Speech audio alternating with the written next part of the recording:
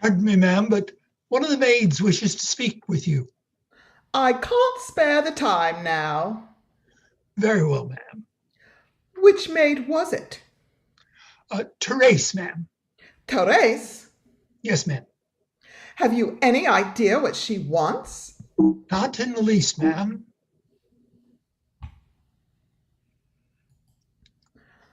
She must tell you. I'm very busy and I can't see her unless I know.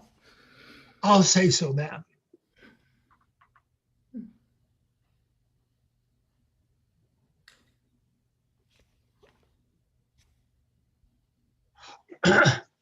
I could get nothing from her, ma'am. She insists that she must speak to you herself.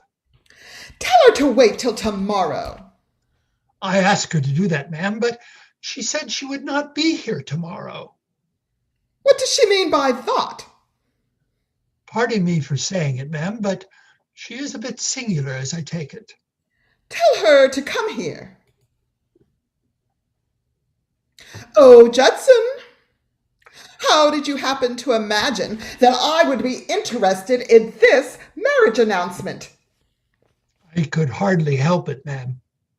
I suppose you have overheard certain references to the matter between myself and my brother?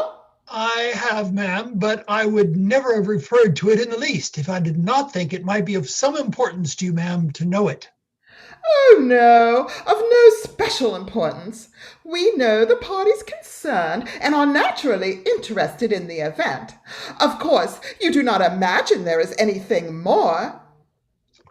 Certainly not, ma'am. Anyway, if I did imagine there was something more, I'm sure you'd find it in your interest, ma'am, to remember my faithful services in helping to keep it quiet. Judson, what sort of fool are you? Do you imagine I would take a house and bring this girl and her mother here and keep up the establishment for nearly 2 years without protecting myself against the chance of petty blackmail by my own servants? Oh, ma'am, you misunderstand me. I understand too well, and now I beg you to understand me. I have had a trifle of experience in the selection of my servants, and can recognize certain things when I see them. It was quite evident from your behavior you had been in something yourself, and it didn't take me long to get it out of you. You are a self-confessed forger. No, please don't speak out like that. It was in confidence, ma'am. I told you in confidence. Well, I'm telling you in confidence that at the first sign of any underhand conduct on your part, this little episode of yours will. Ah, yes, yes, I will bear it in mind, ma'am. I will bear it in mind. Very well. Now, as to the maid, Therese. Do you think of anything which might explain her assertion that she will not be here tomorrow? It has occurred to me, ma'am, since you first asked me regarding the matter, that she might have taken exceptions to some occurrences which she thinks she has seen going on in this house. I'll raise her wages if I find it necessary. Tell her so. If it isn't money she wants, I'll see her myself. Very well, ma'am.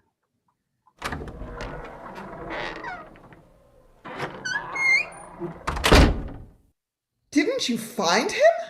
No, he wasn't there. We'll have to get a locksmith in. Oh, no, we can't do that. It isn't safe. We've got to do something, haven't we? I wish to God I knew a bit about these things. There's no time to waste either. They've put Holmes on the case. Sherlock Holmes? Yes, How do you know? I heard it at Leary's. They keep track of him down there, and every time he puts on something, they give notice round. What could he do? I don't know, but he'll make some move. He never waits long. It may be any minute. Can't you think of someone else, as we can't find Sid? He may turn up yet. I left word with Billy Rounds, and he's on the hunt for him. Oh, it's damnable. after holding on for 2 good years just for this. And now the time comes and she's blocked us. Look here. I'll just get at her for a minute. I have an idea I can change her mind. Yes, but wait, Jim. What's the use of hurting the girl? We tried all that. Well, I'll try something else. Jim, remember, nothing that'll show. No marks. We might get into trouble. I'll look out for that.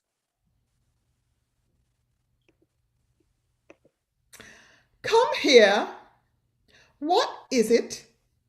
Mr. Judson said I was to come. I told Judson to arrange with you himself. Oh, he could not, madame. I do not wish longer to remain.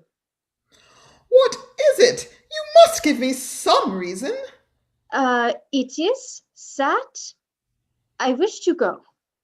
You've been here months and have made no complaint. Madame, it is not so before. It is now beginning that I do not like. What? What is it you do not like? I do not like it, madame. It, here, this place. What you do, the young lady you have up there, I cannot remain to see. It is not well. I cannot remain to see. You know nothing about it. The young lady is ill. She is not right here.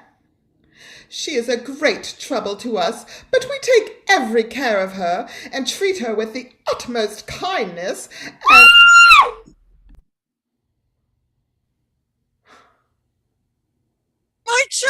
My child! They're hurting my child! What are you doing here? Didn't I tell you never to come down? Come with me. Come, I say. Don't be alarmed, dear. Your poor daughter's head is bad today. She'll be better soon. Therese, come to me in the morning. Come along, dear. Do you hear me? Come.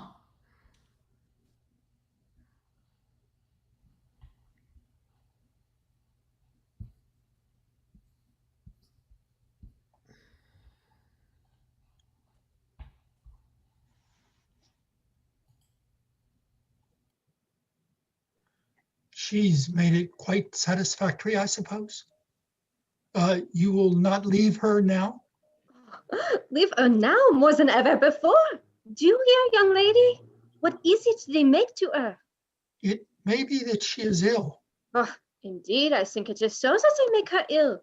I will not remain to see. I can find another place. It is not so difficult. Not so difficult if you know where to go. Ah, that is it.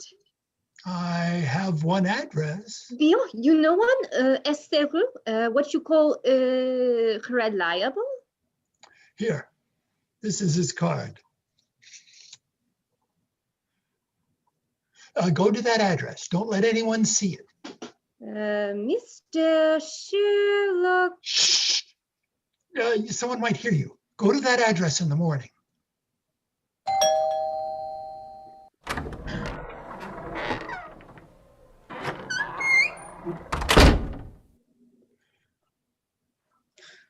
Don't waste time, you fool. Tell him I'm here, can't you?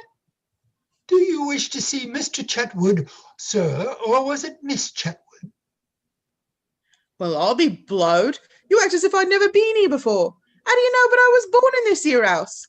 Go and tell him it's Mr. Sidney Prince, Esquire. Oh, yes, sir. I beg your pardon. I'll announce you immediate, sir.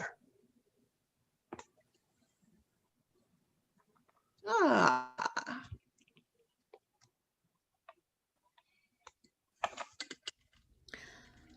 Oh, is that you, Sid? I'm so glad you've come. Hello, Sid. Did you get my note? Well, I'm here, ain't I?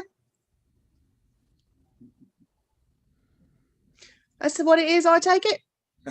Yes, we're awfully glad you turned up, Sid. We might have had to get some stranger to do it. That would be nice now, wouldn't it? Now, if your game happens to be anything off colour... Oh, It isn't so specially dark. Well, that's different. I say, Larrabee.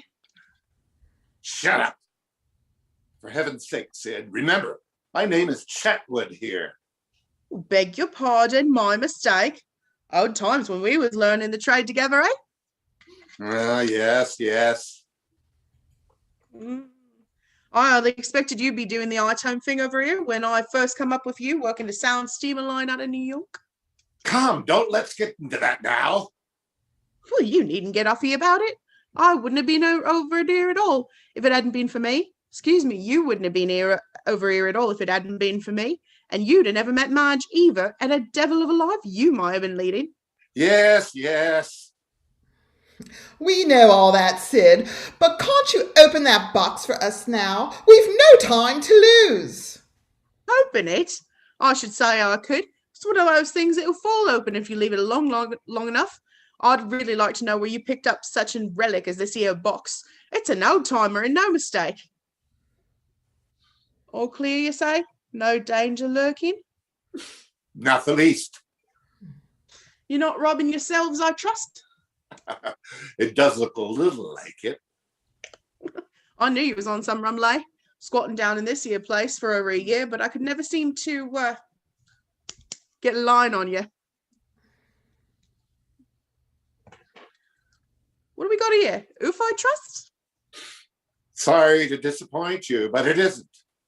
That's too bad. Only a bundle of papers, Sid. Papers? Mm-hmm. Realize I trust? We can't tell. It may be something, it may be nothing. Well, if it's something, I hope I'm in on it. Why, of course, Sid. Whatever you think is due for opening the box. Fair enough. Now here, before we start going, what's the general surroundings? What's the good of wasting time on? If I'm in this, I'm in it, ain't I? And I wants to know what I'm in. Why don't you tell him, Jimmy? If anything happened, I don't let the office know who to look for. Well, I'm willing to give him an idea of what it is, but I won't give him the name of the... So all I ask what it is. I don't want no names. You know, we've been working the continent, pleasure places and all that. So I've heard. It was over there. Hamburg was the place. We ran across a young girl who'd been having trouble. Sister just died. Mother seemed wrong here. So you run across her? Madge took hold and found that this sister of hers had been having some kind of love affair with a foreign gentleman of exceedingly high rank, or at least expectations that way. Foreign gentleman. That's what I said. I don't care so much about that. My lazy at home. Well, this is good enough for me. How much was there to it? Promise of marriage. Broke it, of course. Yes, and her heart with it. I don't know what more she expected. Anyway, she did expect more. She and her child died together. Oh, dead? Yes, but the case isn't. There are evidences, letters, photographs, jewelry with inscriptions that he gave her. The sister's been keeping them. We've been keeping this sister. You see? Oh, it's a sister you've got here. And what's her little game? To get even. To get back on him for the way he treated his sister? Precisely. She don't want money? No. And your little game? Whatever there is in it. Well, his papers ought to be worth something. I tell you, it wouldn't be safe for him to marry until he gets them out of the way. He knows it very well. But what's more, the family knows it. Oh, family. Rich, I takes it. Rich isn't quite the word. There's something else. You don't mean? My God, which of them? I don't tell you that. Well, we are moving among the swells now, ain't we? But this here girl, the sister of the one who died. How did you manage to get her into it? I picked her up, of course, and sympathized and consoled. I invited her to stay with me at my house in London. Jimmy came over and took this place, and when I brought her along a week later, it was all ready, and a private desk safe for the letters and jewelry.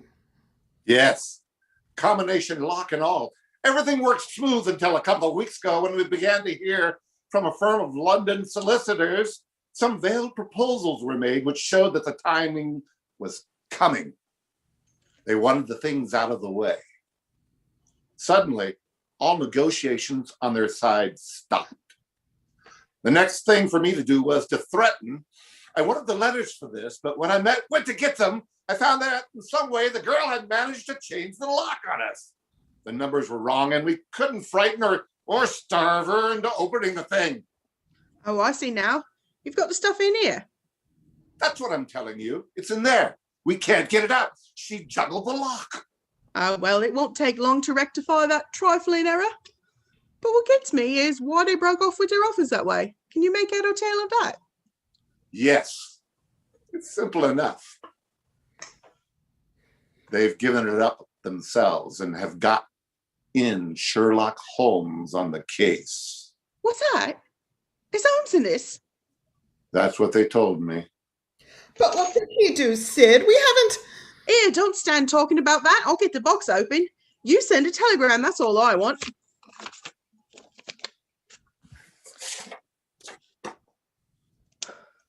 Where's your nearest telegraph office? Round the corner. Well, run for it, mind what I say. Run for it. That's 12 Bassick. He's Professor Moriarty's confidential man. Moriarty's king of them all in London. He runs everything that's shady, and Holmes has been setting lines all round him for months, and he didn't know it, and now he's beginning to find out that Holmes is tracking him down. And there's the devil to pay. He wants any cases Holmes is on. It's a dead fight between them. He'll take the case just to get at Holmes. He'll kill him before he's finished with him. You can lay all you got on it. What are you telling him? Nothing whatsoever, except I've got a job on as I want to see him about in the morning. Read it yourself.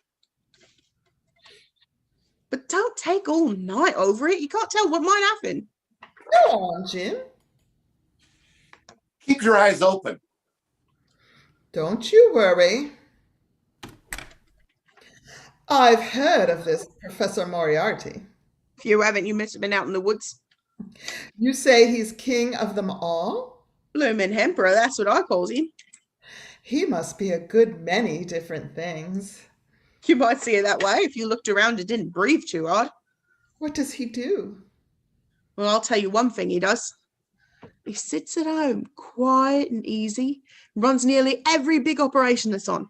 All the clever boys are running under him one way or the other, and he holds them in his hand without moving a muscle.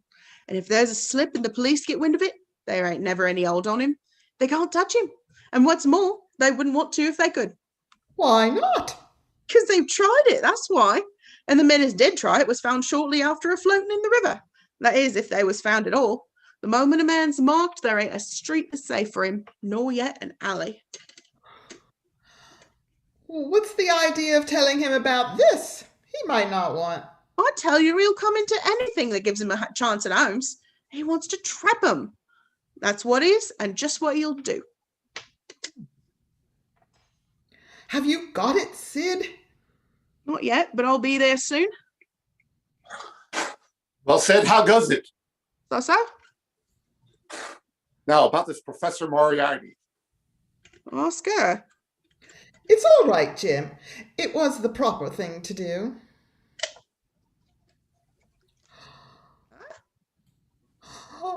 Gone!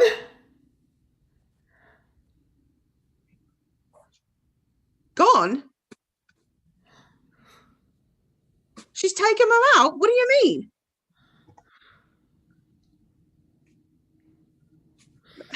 The girl, she's got them. How can you tell her she hasn't done the trick already?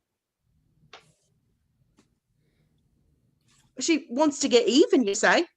Yes, yes. Well, if she's got the thing out the box there, ain't it quite likely she sent him along to the girl as he wants to marry? No, she hasn't had the chance.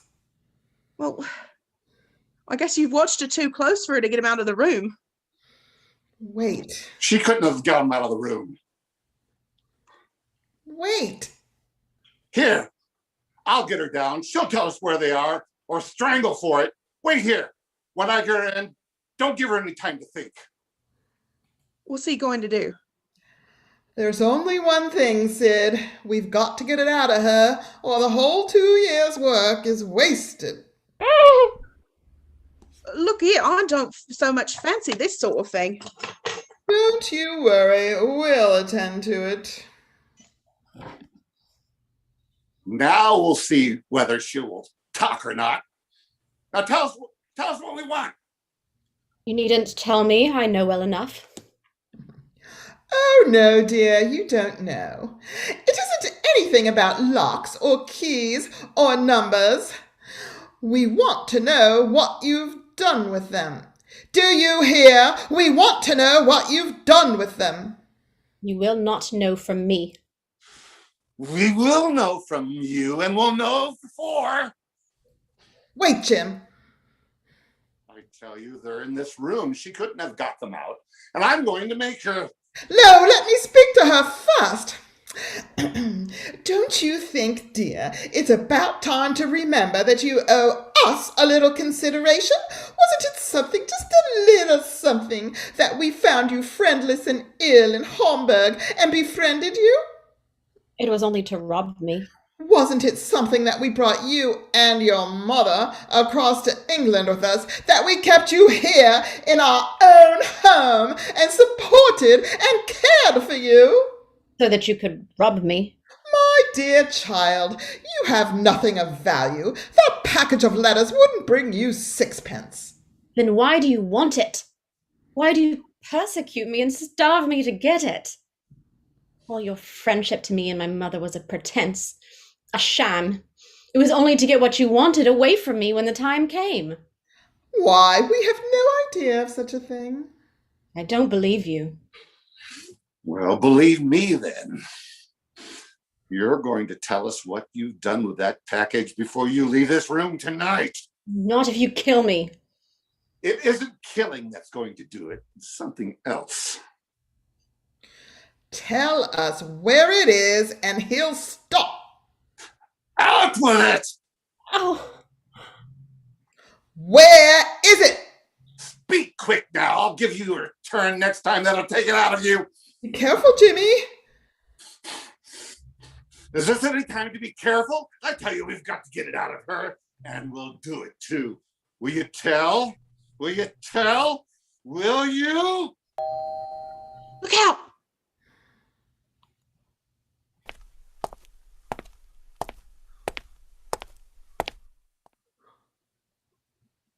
Here.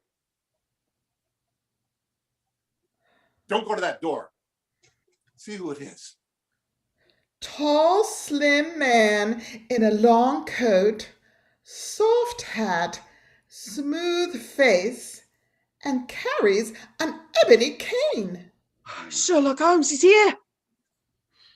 We won't answer the bell. No, that won't do, you know. Looks crooked at the start. You're right. We'll have him in. And come the easy innocent. There's the girl. Get her away, quick. Take her up the back stairway. She's in poor health and can't see anyone, you understand. Yes, yes. Lock her in the room and stay by the door.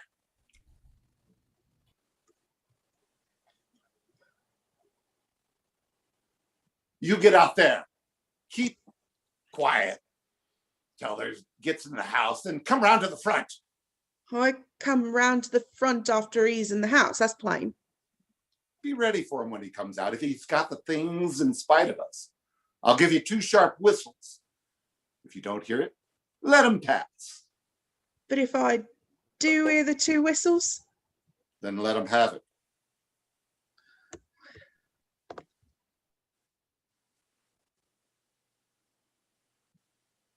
Go answer the bell.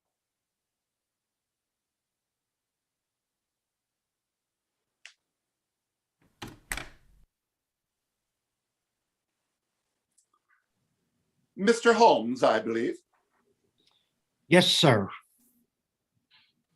Who do you wish to see, Mr. Holmes? Thank you so much. I sent my card by the butler. Oh, very well. Miss Faulkner begs Mr. Holmes to excuse her. She is not well enough to see anyone this evening.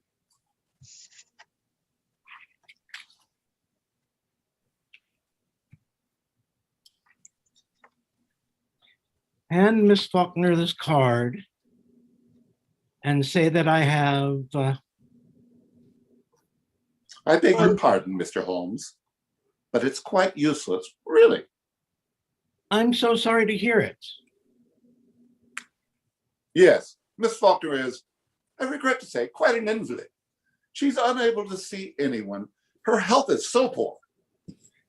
Did it ever occur to you that she might be confined to the house too much? How does that concern you? It doesn't. I simply made the suggestion. That's all.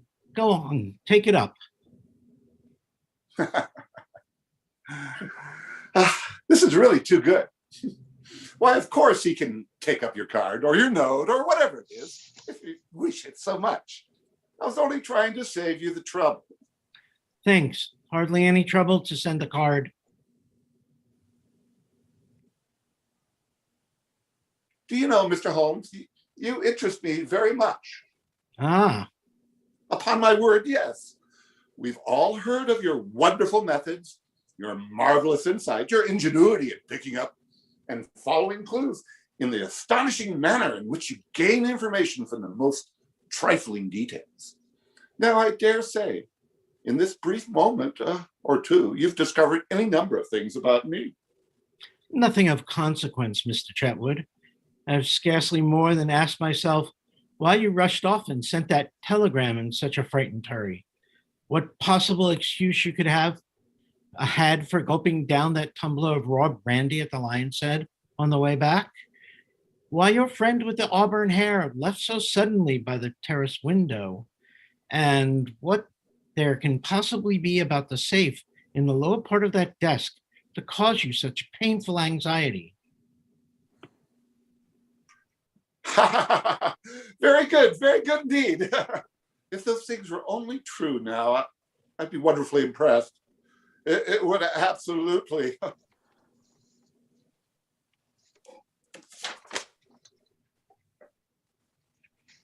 You'll excuse me, I trust.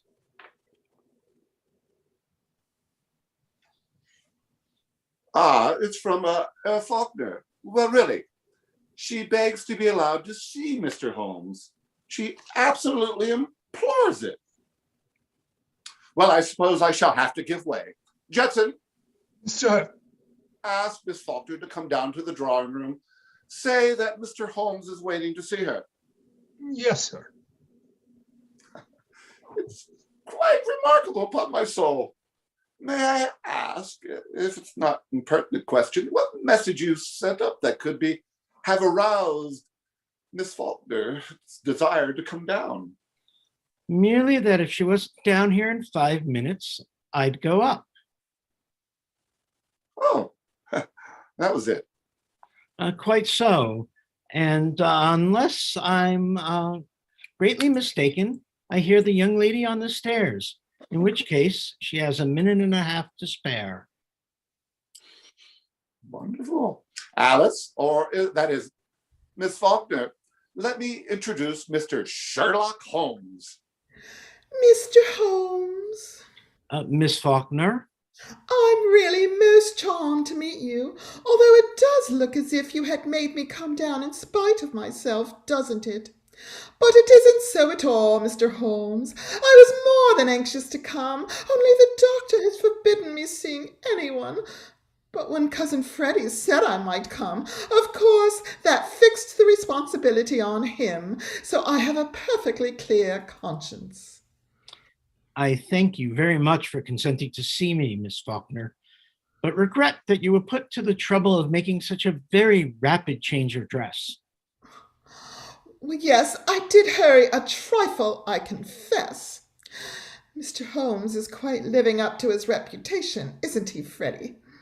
Yes, but he didn't quite live up to it a moment ago. Oh, didn't he? I'm so sorry. No, he's been telling me the most astonishing things. And they weren't true?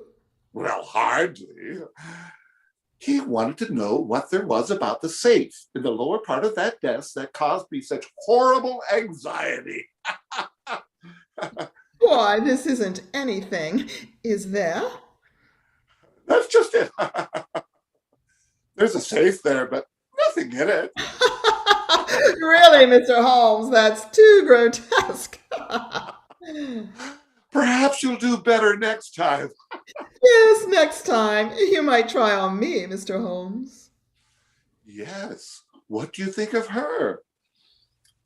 It is very easy to discern one thing about Miss Faulkner, and that is she is particularly fond of the piano, that her touch is exquisite, her expression wonderful, and her technique extraordinary. While she likes light music very well, she's extremely fond of some of the great masters, among whom are Chopin, Liszt. She plays a great deal indeed. I see it as her chief diversion, which makes it all the more remarkable that she has not touched the piano for 3 days. Why, that's quite surprising, isn't it? Certainly better than he did for me. I am glad to somewhat repair my shattered reputation. And as a reward, would Miss Faulkner be so good as to play me something of which I am particularly fond? I shall be delighted if I can. If you can. Something tells me that Chopin's Prelude number 15 is at your fingers' ends. Oh, yes, I can give you that. It will please me so much. But tell me, Mr. Holmes, how did you know so much about my playing, my expression, technique? Your hands. And my preference for the composers you mentioned? Your music rack. Ah, how simple. But you said I hadn't played for 3 days. How did... The keys. The keys? A light layer of dust. Dust? Oh dear, I never knew Therese to forget before. You must think us very untidy, I'm sure. Quite the reverse. I see from many things that you are not untidy in the least, and therefore I am compelled to conclude that the failure of Therese is due to something else. What? To some unusual excitement or disturbance that has recently taken place in this house. You're doing very well, Mr. Holmes, and you deserve your Chopin. Thanks.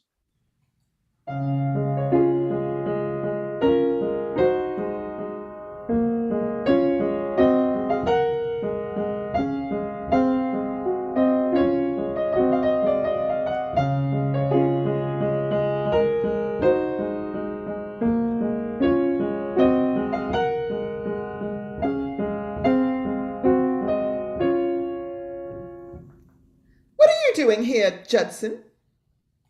I came to see what was wanted, ma'am. What was wanted? Nobody asked you to come here. I beg pardon, sir. I answered the bell. What bell?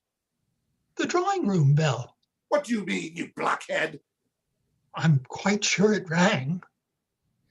Well, I tell you, it did not ring.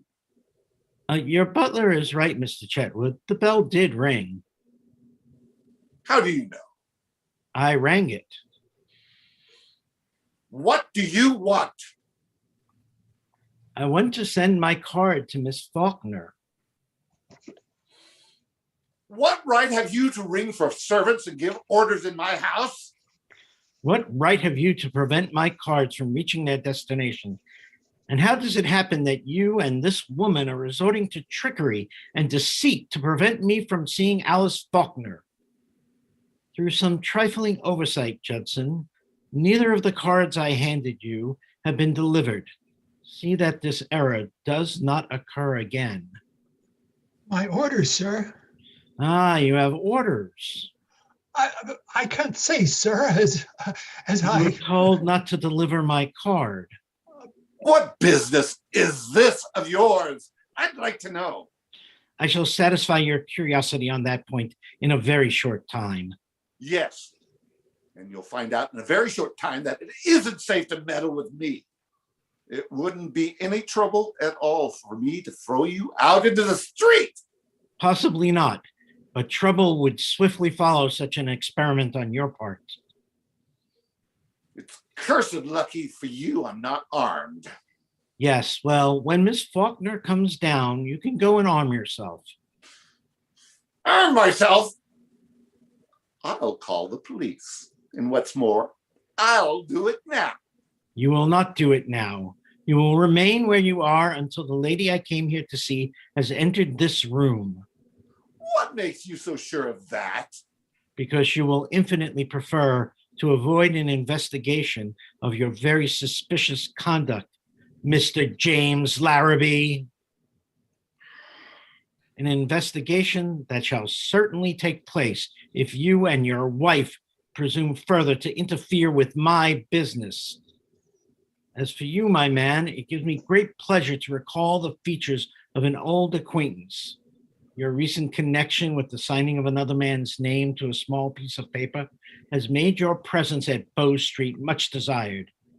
You either deliver that card to Miss Faulkner at once, or you sleep in the police station tonight. It is a small matter of consequence to me, which you do. Shall I go, sir? Go on, take up the card. Makes no difference to me. If she calms down, can't he get them away from her? If he does, Sid Prince is waiting for him outside.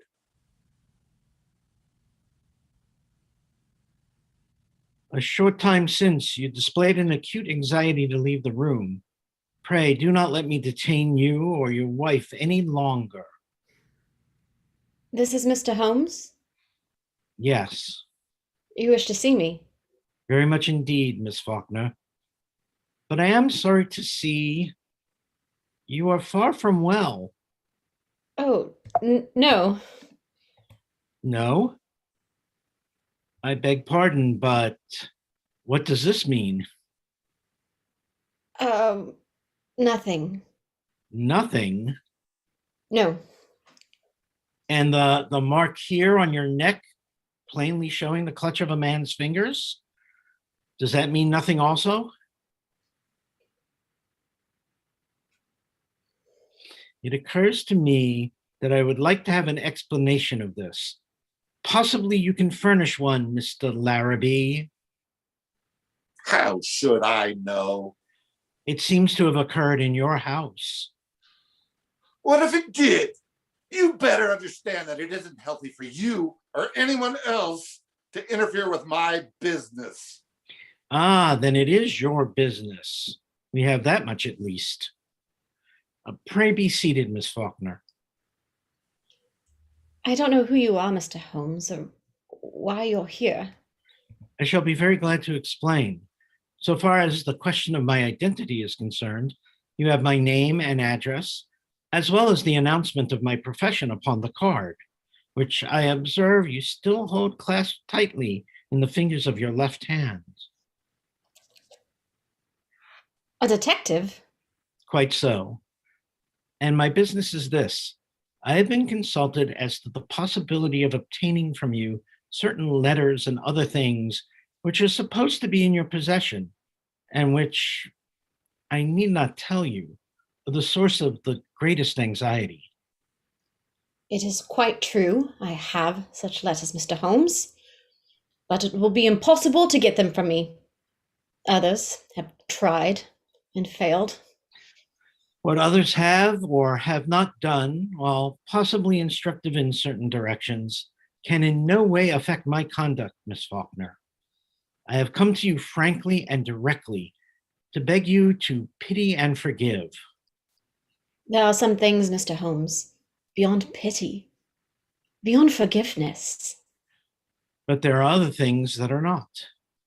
I am able to assure you of the sincere penitence, the deep regret of the one who inflicted the injury, and of his earnest desire to make any reparation in his power.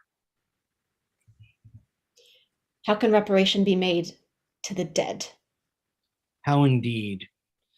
And for that very reason, whatever injury you yourself may be able to inflict by means of these things can be no reparation, no satisfaction, no indemnity to the one no longer here. You will be acting for the living, not the dead, for your own satisfaction, Miss Faulkner, your own gratification, your own revenge. I know from this and from other things that have happened that a marriage is contemplated. It is quite true. I cannot give up what I intend to do, Mr. Holmes. There are other things besides revenge. There's punishment. If I'm not able to communicate with the family to which this man proposes to ally himself in time to prevent such a thing, the punishment will come later, but you may be perfectly sure it will come. There's nothing more to say. Good night, Mr. Holmes. But my dear Miss Faulkner, before you... What's that? Mr. Chetwood, Mr. Chetwood, What is it? the lamp, sir, in the kitchen, sir. It fell off the table, and everything down there is ablazing, sir. The house is on fire! Don't alarm yourself, Miss Faulkner. There is no fire. No fire? The smoke was all arranged for by me. Arranged for? What does it mean, Mr. Holmes? That I wanted this package of letters, Miss Faulkner.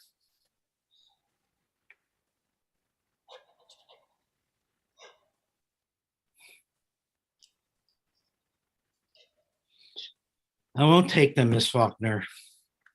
As you very likely conjecture, the alarm of fire was only to make you betray their hiding place, which you did, and I availed myself of that betrayal, as you see. But now that I witness your great distress, I find that I cannot keep them unless you can possibly change your mind and let me have them of your own free will. I hardly supposed that you could, and will therefore return it to you.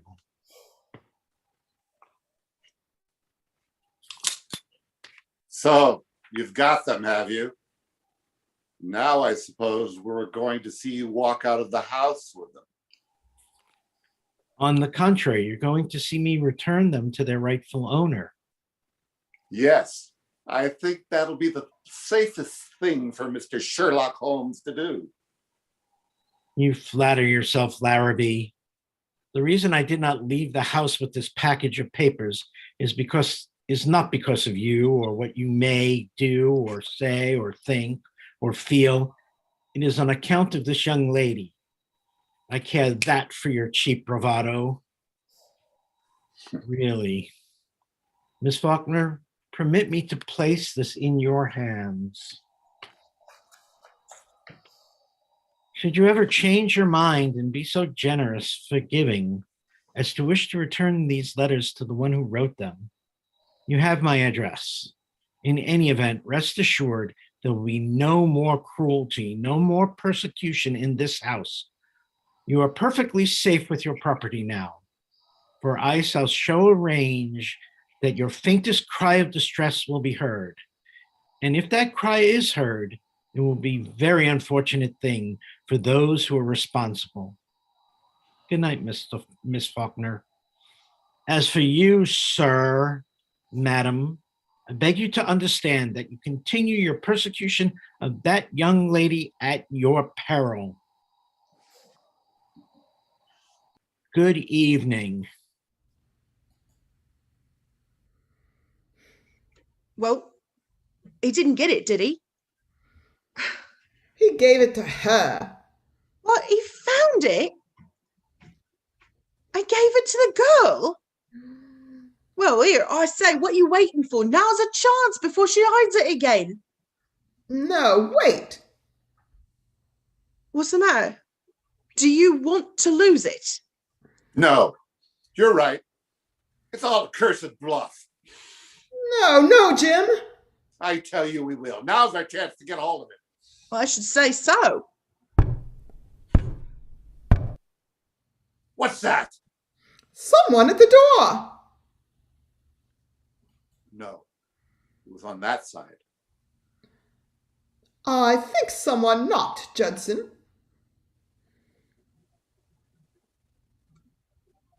I beg pardon, madam, but there's no one at the door. That's all. He's got us watched. What we want to do is leave it alone and let the Emperor take it. Do you mean Professor Moriarty? That's who I mean. Once let him get at it and he'll settle it with Holmes pretty quick. Meet me at Leary's, 9 sharp in the morning. Don't you worry a minute. I tell you the professor will get him before tomorrow night. He don't wait long neither, and when he strikes, it means death.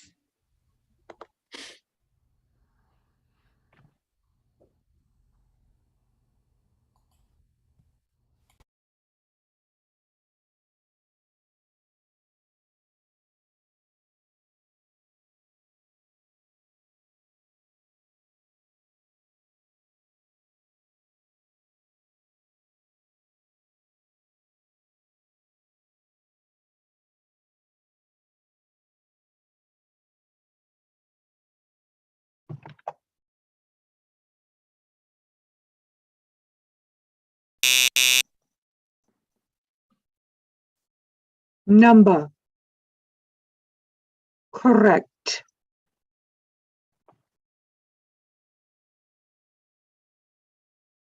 Well, I'm here, sir. you took your time. Oh, Has any many apologies. Has any report come in from Chibley? Nothing yet, sir. All the others are heard from? Yes, sir. I was afraid we'd have trouble there. If anything happened, we lose Hickson, one of our best men. Send Bassick. Number. Correct. Before we go into anything else, I want to refer to Davidson. I know for myself, sir. He's on bad money. Something like 600 short on that last haul, isn't it? Yeah, certainly something like that. We'll have him attended to. Cregan is the one to do it. And see that his disappearance is noticed. Have it spoken of. That finishes Davidson. Now, as to this Blaisdell matter, did you learn anything more? The whole thing was a trap. What do you mean? Yeah, it was set and baited by an expert. It's a mess. But those letters and papers of instructions, you brought them back or destroyed them, I trust. Indeed, sir. Manning has disappeared. And the papers, they're gone. Gone! Oh, Sherlock Holmes again. That is bad for the Underwood trial. I thought Shackelford was going to get a postponement. He tried and found he was blocked. Who done it? Sherlock Holmes? Yes, Sherlock Holmes again. He's got hold of between 20 and 30 papers and instructions in as many different jobs, and some as to putting a man or two out of the way. And he's gradually completing chains of evidence, which if we let him go on, will reach to me as sure as the sun will rise. Reach to me. He is playing a rather dangerous game. Inspector Wilson tried it 7 years ago. Wilson is dead. 2 years ago, Henderson took it up. We haven't heard anything of Henderson lately, eh? No, thanks, sir. This Holmes is a rather talented man. He hopes to drag me in at the Underwood trial, but he does not realize what can happen between now and Monday.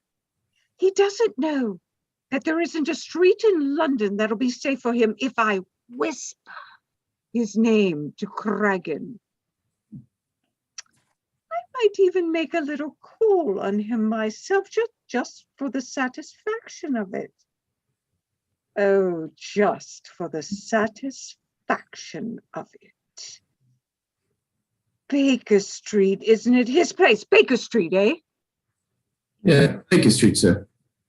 Oh, we could make it safe. We could make it absolutely secure for 3 streets each way. Yes, sir, we could, but No, we could. We have done it over and over again elsewhere. Police decoyed, men in every doorway. Do this tonight in Baker Street. At 9 o'clock, call his attendants out on one pretext or another and keep them out, you understand? I will see this Sherlock Holmes myself. I will give him a chance for his life. And if he declines to treat with me, yes,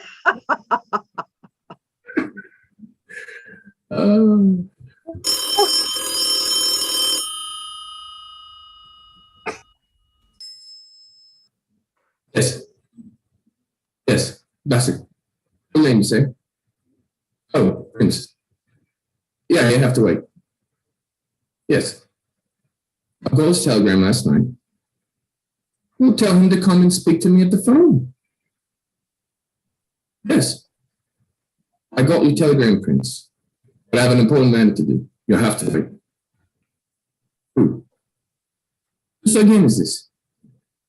Where is he now? Here's something, sir. I got Sid Prince here on the phone. Said he's got some job, and Holmes is fighting against him. Nay, ask him what it is. Ask him what it is. No, wait. Let him come here. Whoa. No one sees you, sir. No one knows you. That's what's been keeping us safe for years.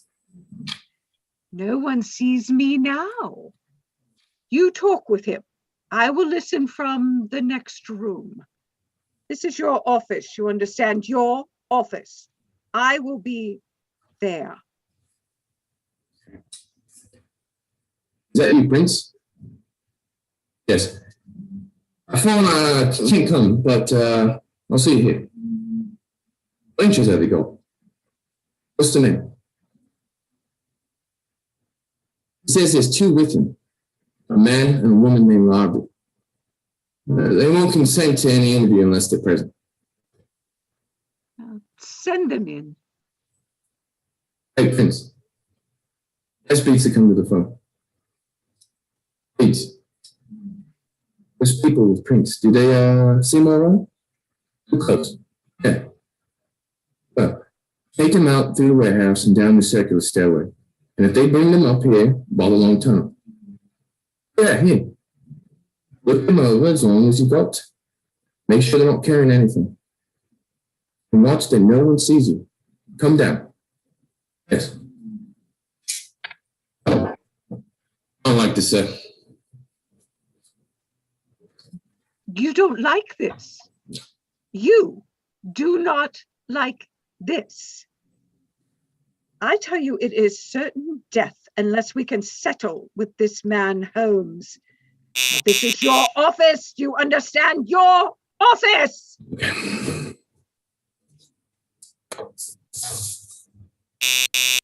Send John here. Hey, John. Listen, there's some people coming in here. Now I want you to stand over there and keep eyeing them from behind. If you see anything suspicious, you drop your handkerchief. If it's the woman, yeah, you pick it up, and if it's the man, you leave it on the floor. You got that?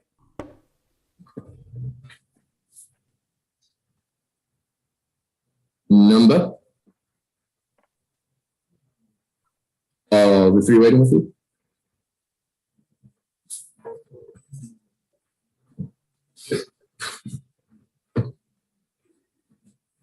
Ma'am, sir, come in. Now, I understand you to say through our private telephone that you've got something with Sherlock Holmes against you. Yes, sir, we have. Kindly let me have the particulars. Well, Mhm. Jim and Madge Larrabee here, which you used to know in the early days, Okay. they picked up a girl at Homburg where a sister had been having a strong affair of the heart with a very high young foreign noble who promised to marry her. But the family stepped in and threw the whole thing down.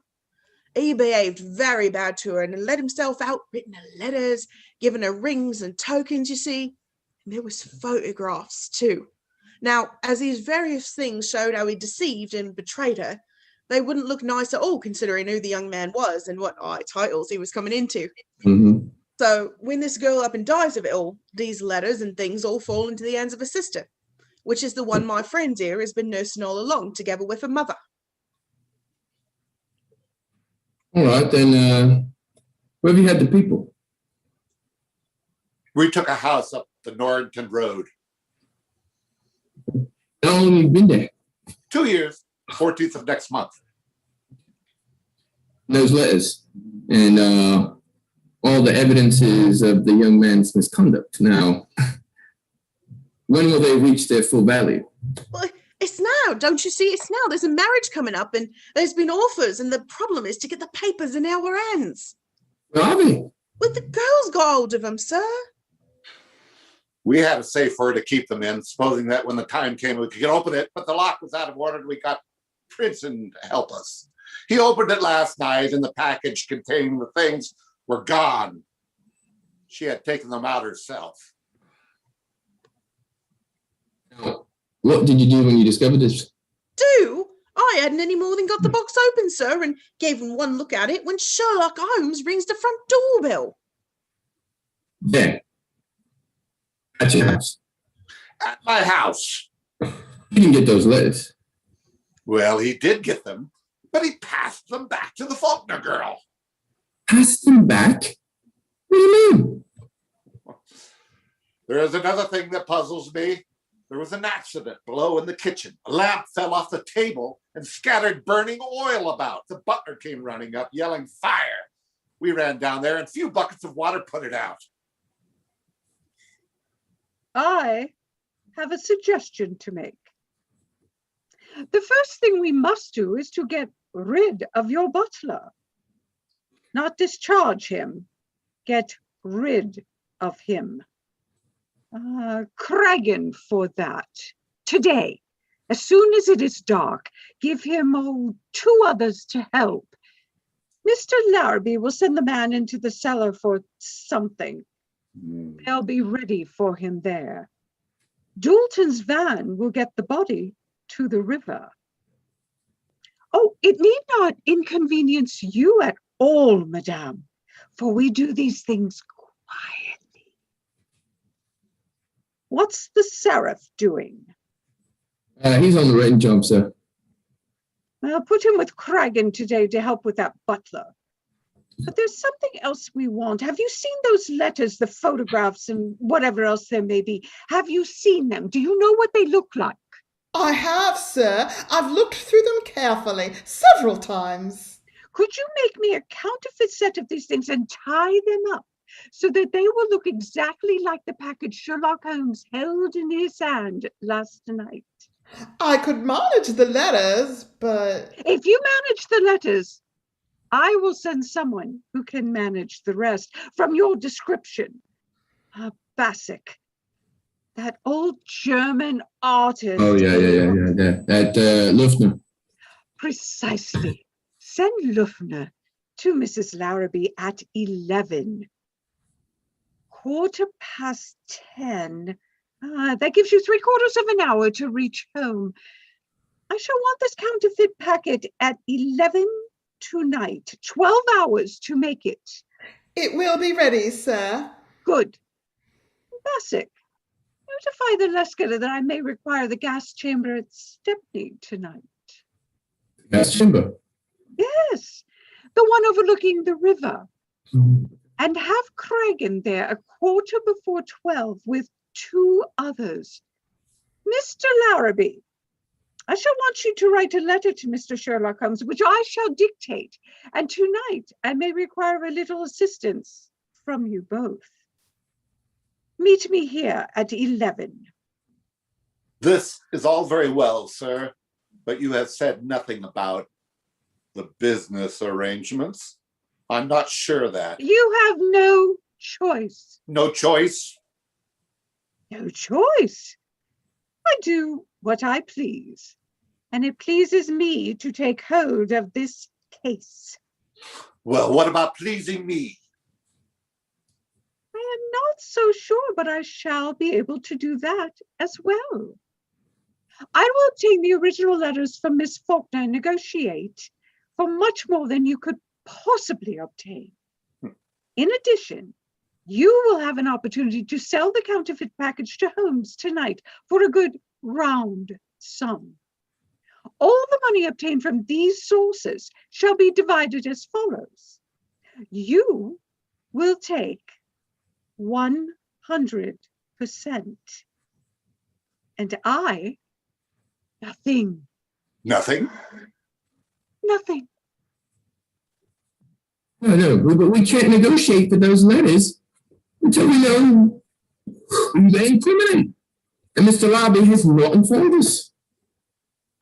Mr. Larrabee is wise in exercising caution. You see, he values the keystone to his arch. But he will consent to let me know. Professor Moriarty, that information we would like to give only to you. Ah. Well.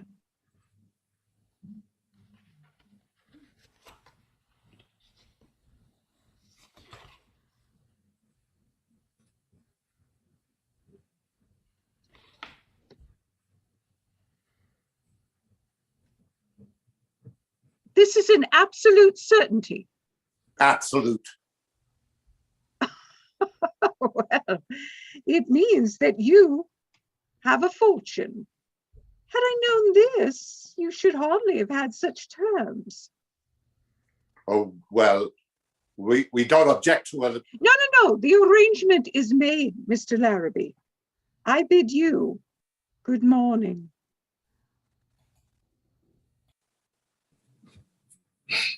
Bassick, place your men at 9 tonight for Sherlock Holmes' house in Baker Street. You gonna let yourself, sir? I will go there myself. Myself. I am the one to attend to this. This meeting tonight at 12 to trap Holmes at the gas chamber on Swan Lane. What about that? If I fail to kill him in Baker Street, we'll trap him tonight in Swandam Lane. Either way, I have him, Bassick. I have him! I have him!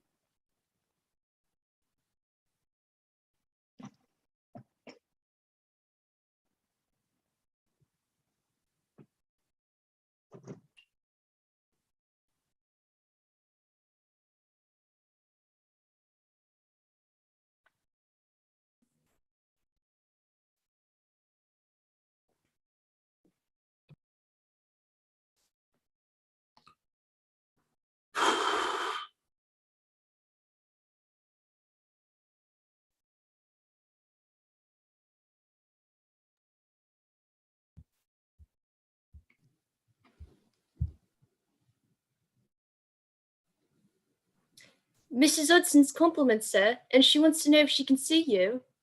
Where is Mrs. Hudson? Downstairs in the back kitchen, sir. My compliments. And I don't think she can from where she is. She'll be very sorry, sir. Our regret will be mutual.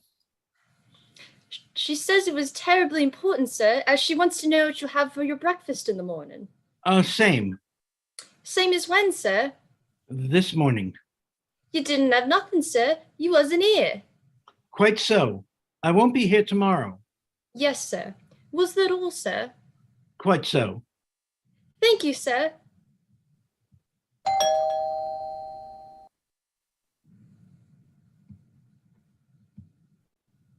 It's Dr. Watson, sir. You told me as I could always show him up. Well, I should think so. Yes, sir. Thank you, sir. Dr. Watson, sir. Ah, Watson, dear fellow. How are you, Holmes? I'm delighted to see you, my dear fellow. Perfectly delighted. Upon my word, but I'm sorry to observe that your wife has left you in this way. She has gone on a little visit, but how did you know? How do I know? Now, Watson, how absurd for you to ask me such a question as that. How do I know anything? How do I know that you've opened a consulting room and resumed the practice of medicine without letting me hear a word about it? How do I know that you've been getting yourself very wet lately, and that you have an extremely careless servant girl, and that you've moved your dressing table to the other side of your room? Holmes, if you'd lived a few centuries ago, they'd have burned you alive. Such a conflagration would have saved no considerable trouble and expense.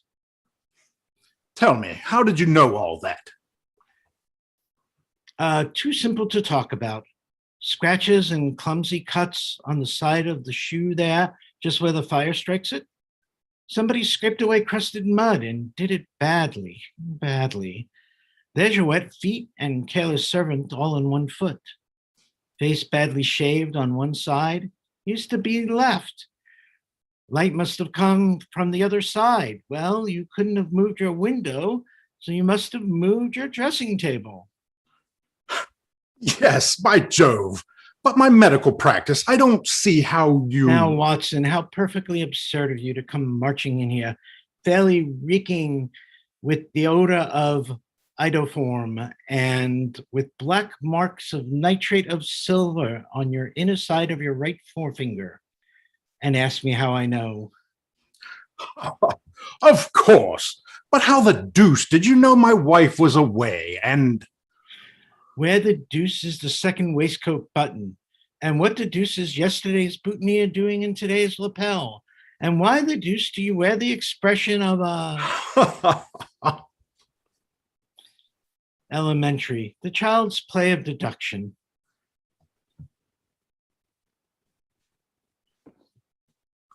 Which is it today? Cocaine or morphine or... Cocaine, my dear fellow. I'm back to my old love. A 7% solution. Would you like to try some? Certainly not. I'm sorry. I have no wish to break my system down before time. Quite right, my dear Watson, quite right. But see, my time has come. Holmes, for months I have seen you use these deadly drugs in ever-increasing doses. When they lay hold of you, there is no end. It must go on and on until the finish. So must you go on, eating your breakfast until the finish. Breakfast is food. These are poisons, slow but certain. They involve tissue changes of a most serious nature. Just what I want. I'm bored to death with my present tissues, and I'm trying to get a brand new lot. Ah, Holmes, I'm trying to save you. You can't do it, my old fellow. Don't waste your time. Watson, to change the subject a little, in the enthusiasm which has prompted you to chronicle and, if you'll excuse my saying so, to somewhat embellish a few of my little adventures, you have occasionally committed the error or indiscretion of giving them a certain tinge of romance, which struck me as being a trifle out of place. Something like working an elopement into the fifth proposition of Euclid. I merely refer to this in case you should see fit to at some future time to chronicle the most important and far-reaching case of my career, one upon which I have labored for nearly 14 months, and which is now rapidly approaching a singular diverting climax. The case of Professor Robert Moriarty. Moriarty? I don't ever remember having heard of the fellow. The Napoleon of crime. The Napoleon, sitting motionless like an ugly, venomous spider in the center of his web. But that web having 1,000 radiations, and the spider knowing every quiver of every one of them. Really? This is very interesting. Ah, but the real interest will come when the professor begins to realize his position, which he cannot fail to do shortly. By 10 o'clock tomorrow night, the time will be ripe for the arrests. Then the greatest criminal trial of the century, the clearing up of over 40 mysteries, and the rope for every one. Good. What will he do when he sees that you have him? Do? He will do me the honor, my dear Watson, of turning every resource of his wonderful organization of criminals to the one purpose of my destruction. Why, Holmes, this is a dangerous thing. Dear Watson, it's perfectly delightful. It saves me any number of doses of those deadly drugs upon which you occasionally favor me with your medical views. My whole life is spent in a series of frantic endeavors to escape from the dreary commonplace of existence. For a brief period, I escape. You should congratulate me. But you could escape them without such serious risks. Your other cases have not been so dangerous, and they were even more interesting. Now, the one you spoke of, the last time I saw you, the recovery of those damaging letters and gifts from a young girl who... A most peculiar affair, as I remember it. You were going to try an experiment of making her betray their hiding place by an alarm of fire in her own house. And after that... Precisely, after that. Didn't the plan succeed? Yes, as far as I've gone. You got Foreman into the house as butler? Foreman was in as butler. And upon your signal, he overturned a lamp in the kitchen, scattered the smoke balls, and gave alarm of fire. And the young lady, did she... Yes, she did, Watson. The young lady did. It all transpired precisely as planned. I took the packet of papers from its hiding place, and as I told you I would, handed it back to Miss Faulkner. But you never told me why you proposed to hand it back. For the very simple reason, my dear Watson, that would have been theft for me to take it. The contents of the packet were the absolute property of the young lady. What did you gain by this?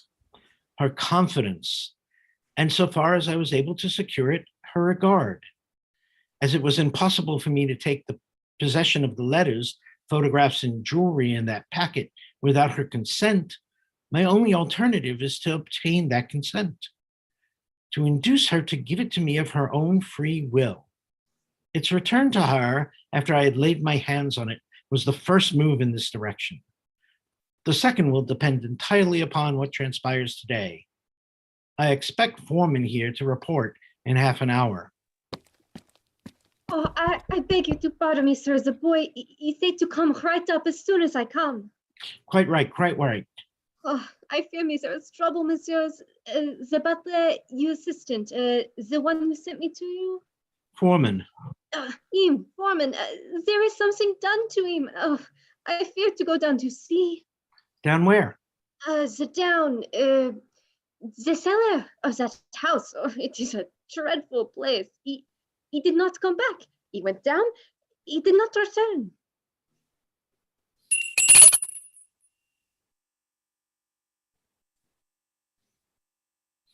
Billy, coat, boots, and order a cab, quick. Yes, sir. Did anyone follow him down? Oh, I did not see. Don't wait, the cab.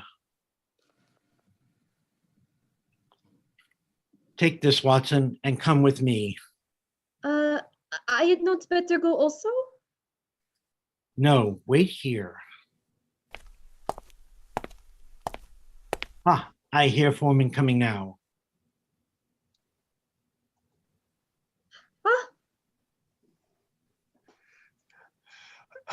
Nothing more last night, sir. After you left, Prince came in.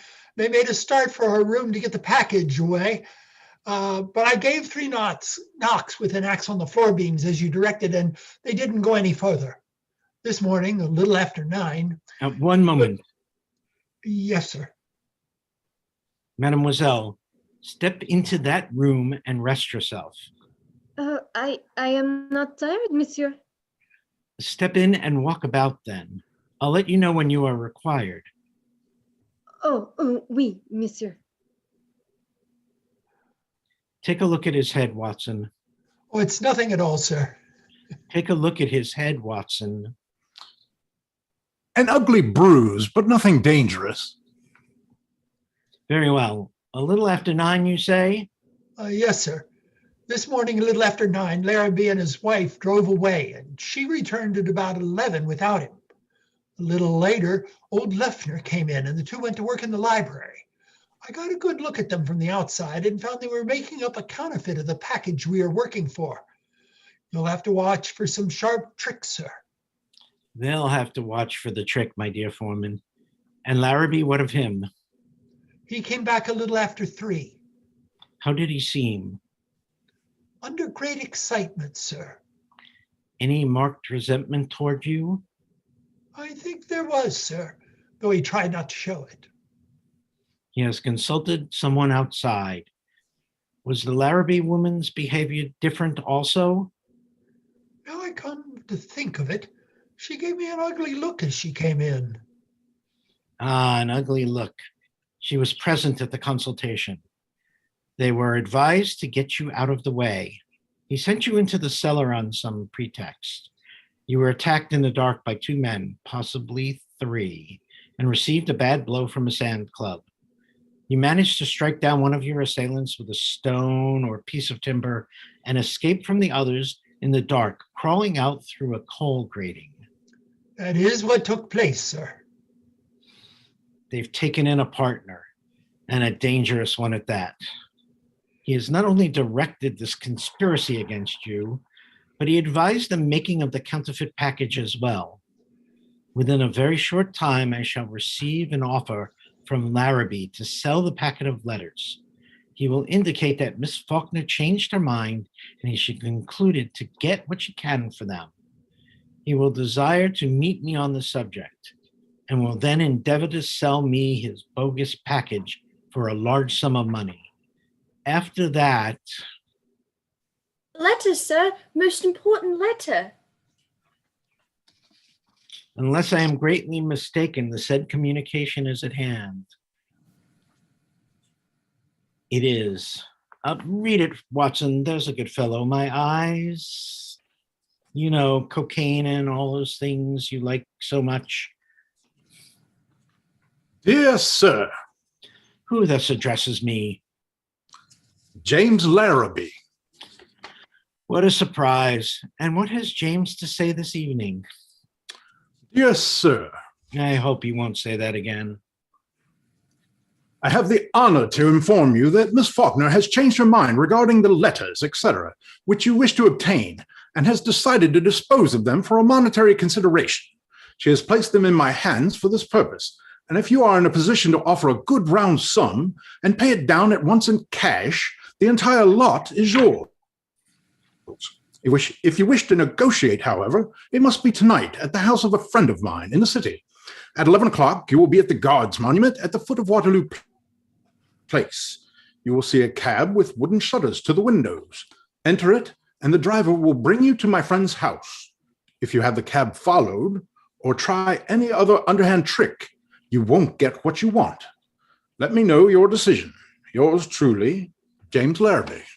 Now see if I have the points. Tonight, 11 o'clock, Guards Monument. Cab with wooden shutters. No one to come with me, no one to follow cab, or I don't get what I want. Quite right. Ah. But this cab with the wooden shutters? A little device to keep me from seeing where I am driven. Billy? Yes, sir. Who brought it? It was a woman, sir. Ah, old, young? Very old, sir. In a cab? Yes, sir. Seen the driver before? Yes, sir. But I can't think where. Hand this over to the old lady. Apologize for the delay and look at the driver again. Yes, sir. My dear Holmes, you did not say you would go. Certainly I did. But it is the counterfeit. The counterfeit is what I want, Why so? because with it I shall obtain the original. Mademoiselle? But this fellow means mischief. This fellow means the same. Be so good, mademoiselle, as to listen to every word. Tonight at 12 o'clock, I meet Mr. Larrabee and purchase from him the false bundle of letters to which you just now heard us refer, as you were listening at the keyhole of the door. Oui, monsieur. I wish Miss Faulkner to know at once that I propose to buy this package tonight. I will tell her, monsieur.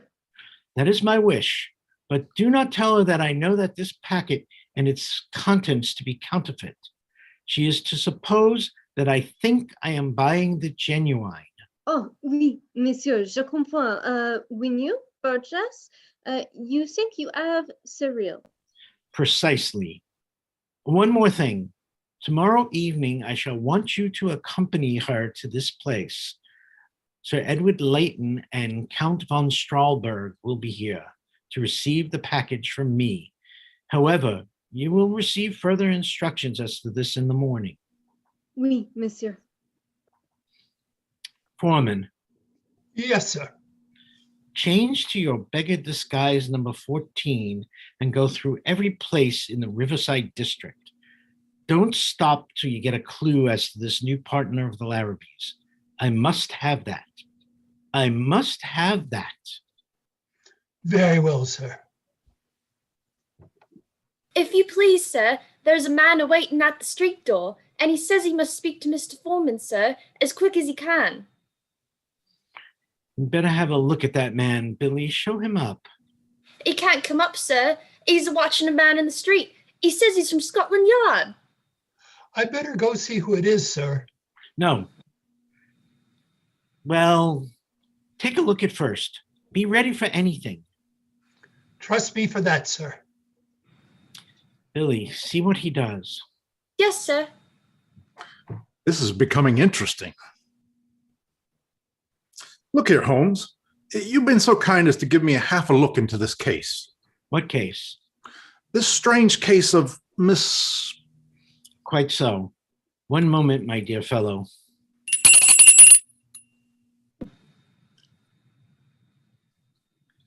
Mr. Foreman, is he there still? No, sir, he's gone. That's all. Yes, sir. Thank you, sir. As you were saying, Watson, strange case of... Of Miss Faulkner. Precisely. The strange case of Miss Faulkner. You've given me some idea of it. Now, don't you think it would be only fair to let me have the rest? What shall I tell you? Tell me what you propose to do with the counterfeit package, which you are going to risk your life to obtain. I intend, with the aid of the counterfeit, to make her willingly hand me the genuine. I shall accomplish this by a piece of trickery and deceit of which I am heartily ashamed, and which I would never have undertaken if I had known her as I do now. It's too bad. She's rather a nice girl, Watson. Nice girl, is she? Then you think that possibly...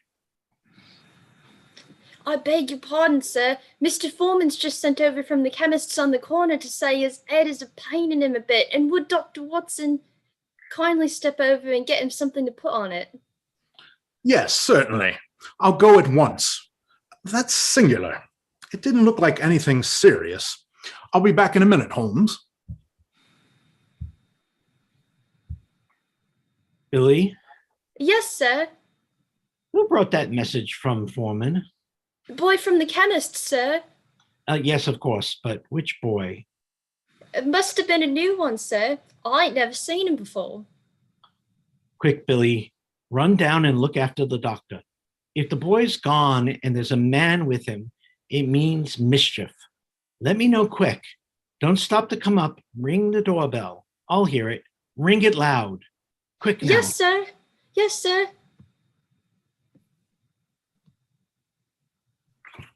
Ah! Let go of me! Let go of me! Look out, Mr. Holmes!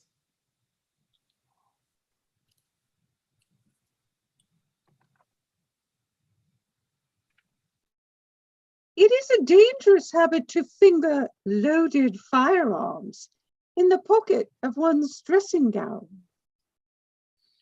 You'll be taken from here to the hospital if you keep that hand behind you. In that case, the table will do quite as well. You evidently do not know me. I think it quite evident that I do. Please take a chair, Professor. I can spare you 5 minutes if you have anything to say. What were you about to do? Look at my watch. I'll tell you when the 5 minutes is up.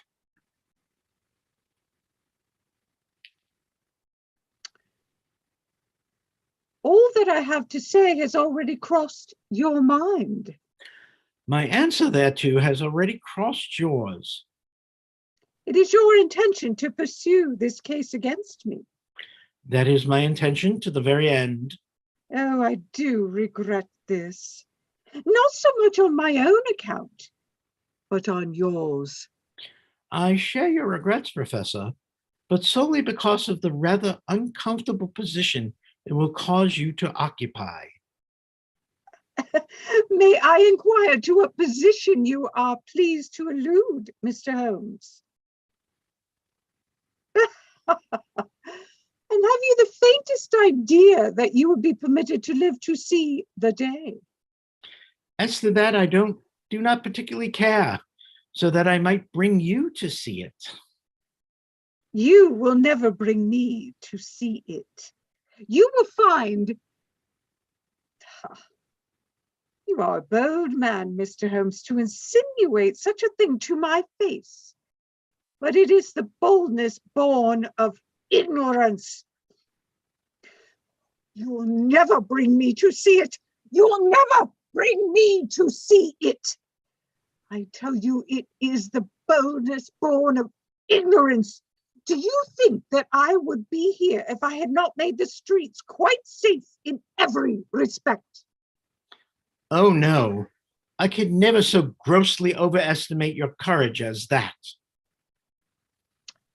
Do you imagine that your friend the doctor and your man Foreman will soon return? Possibly not.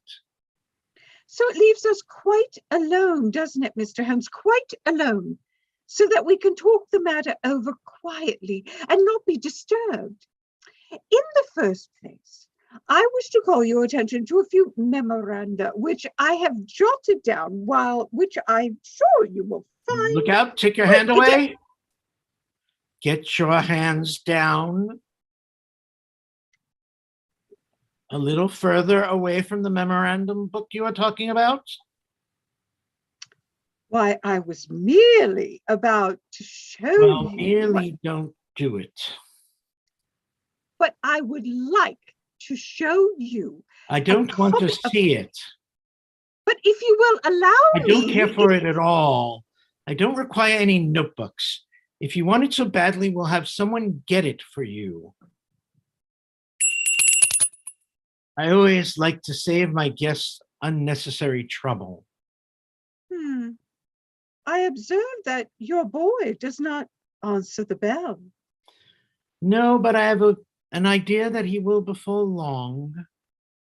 It may possibly be longer than you think, Mr. Holmes. What, that boy? Yes, your boy. At least we will try the bell once more, Professor. Doesn't it occur to you that he may possibly have been detained, Mr. Holmes? It does, but I also observe that you are in very much the same predicament. I beg pardon, sir. Someone tried to hold me, sir. It is quite evident, however, that he failed to do so. Yes, sir. He's got my coat, but he ain't got me. Billy, Yes, sir. the gentleman I am pointing out to you with this six-shooter desires us to get something out of his left-hand coat pocket. Ah, I thought so. Left-hand coat pocket. As he's not feeling quite himself today, and the exertion might prove injurious, suppose you attend to it. Yes, sir. Oh, Is this it, sir? It has the general outline of being it, quite so. Put it on the table. ah, Not there, Billy. Push it a little further this way. That's more like it. Shall I see if he's got another one, sir? Why, Billy, you surprise me.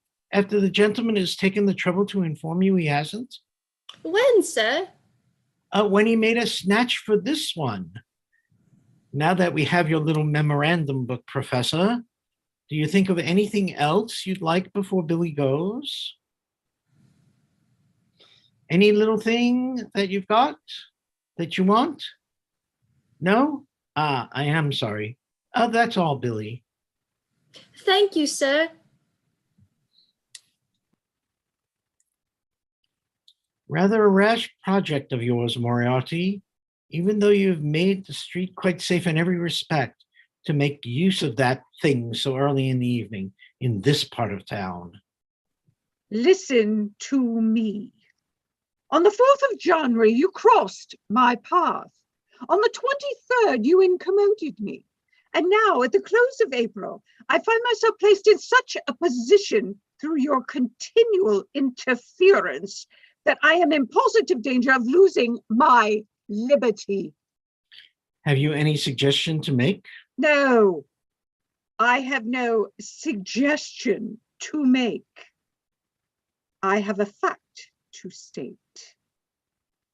If you do not drop it at once, your life is not worth that.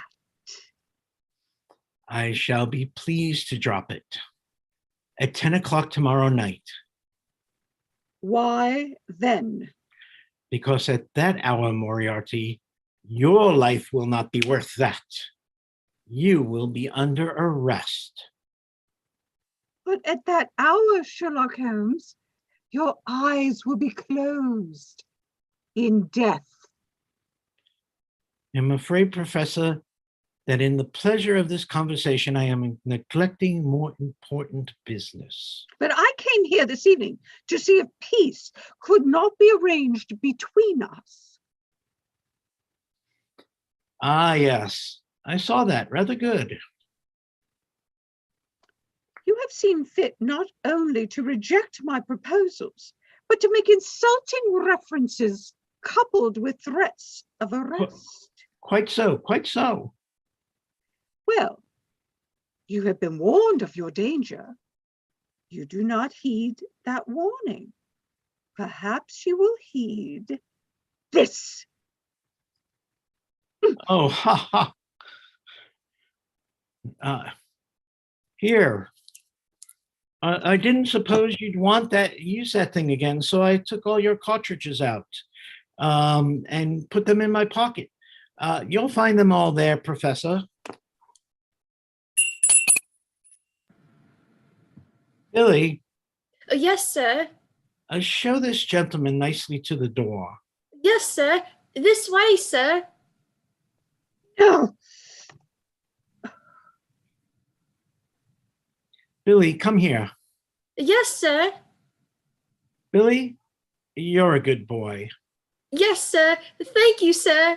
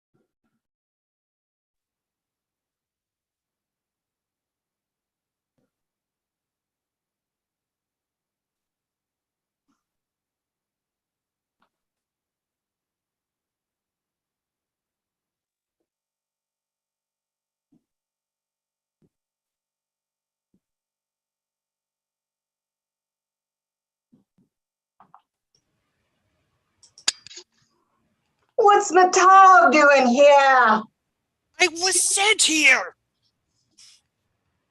I thought the sheriff was in on this job. He ain't. Who was the last you put the gas on? I didn't hear his name. He'd been holding back some money on an all-out some railway place. What's this here job he wants done? I ain't been told. As long as we're here, we know what it's likely to be.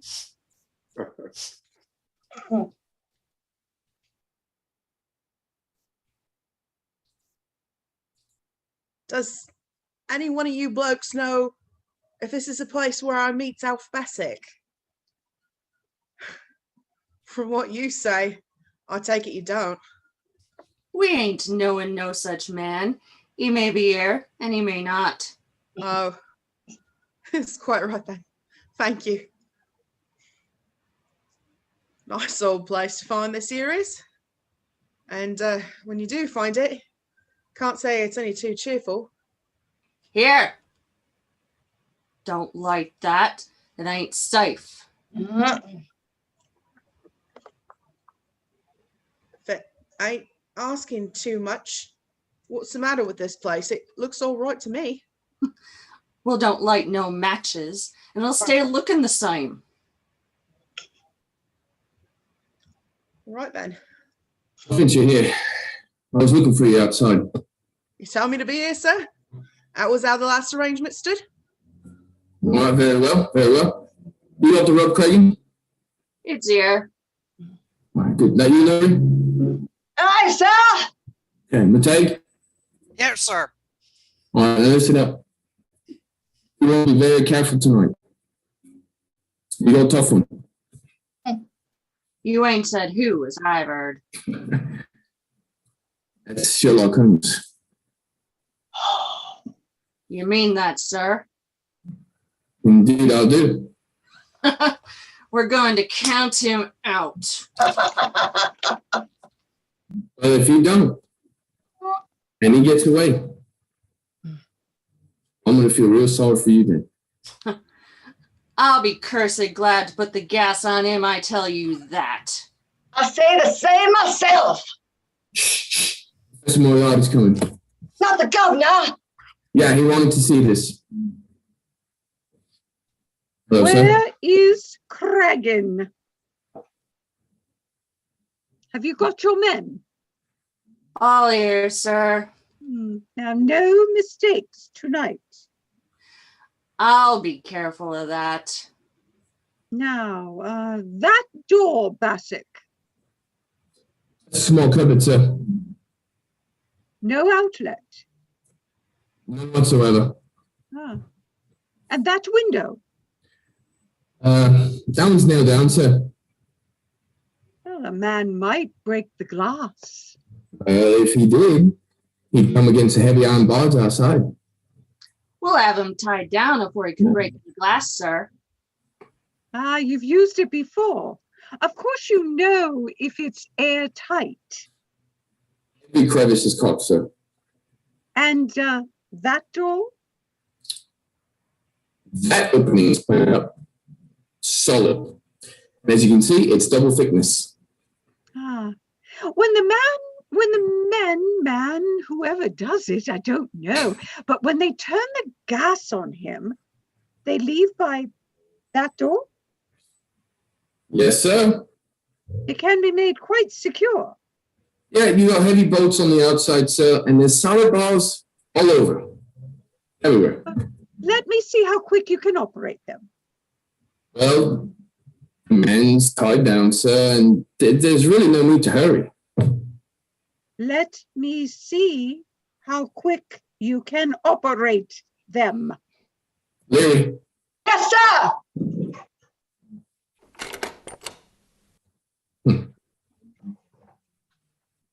That's all.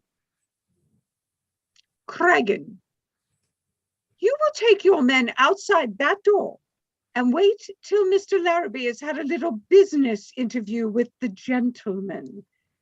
Take them up the passage to the left so Holmes does not see them as he comes in. Who's driving the cab tonight?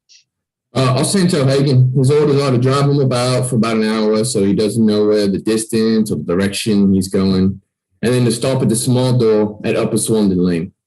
He's going to get him out there and then show him to this door. And the cab windows are covered, of Oh, course. yeah. Oh, yeah. Wooden shutter, sir. Bolted and secure. There isn't a place you can see through the sides of a pin. Well, we must have a lamp here. Well, better not, sir. There might be some gas left. You've got a lamp there. That's a safety lamp, sir. A safety lamp? No, you mustn't have that here. The moment he sees it, he'll know what you're doing and make trouble. Oh, there is hardly any gas. Go and tell Leska we must have a good lamp. And bring that table over here. Now, Kragan, and the rest of you, one thing to remember, no shooting tonight, not a single shot. It can be heard in the alley below.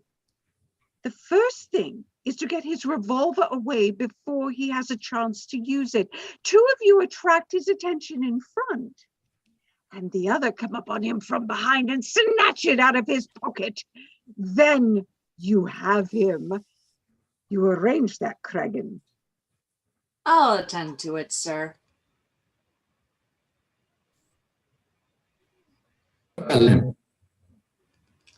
Stop. We'll want it when the other's taken away. You mustn't see, understand? No, don't put it out. Cover it with something. Here.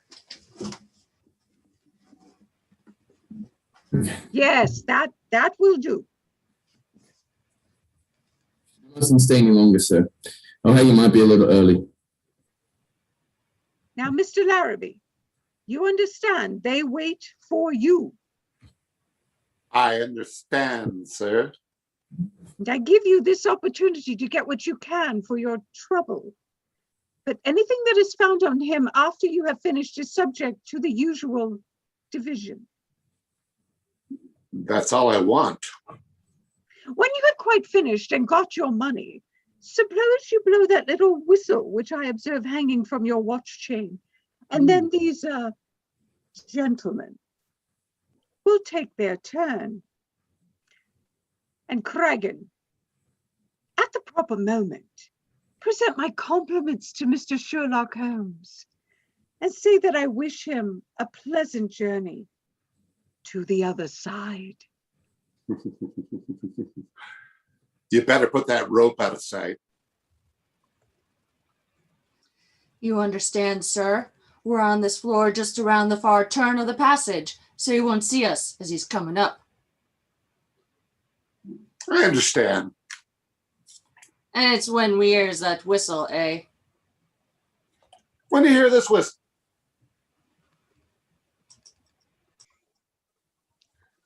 Look here, Jim.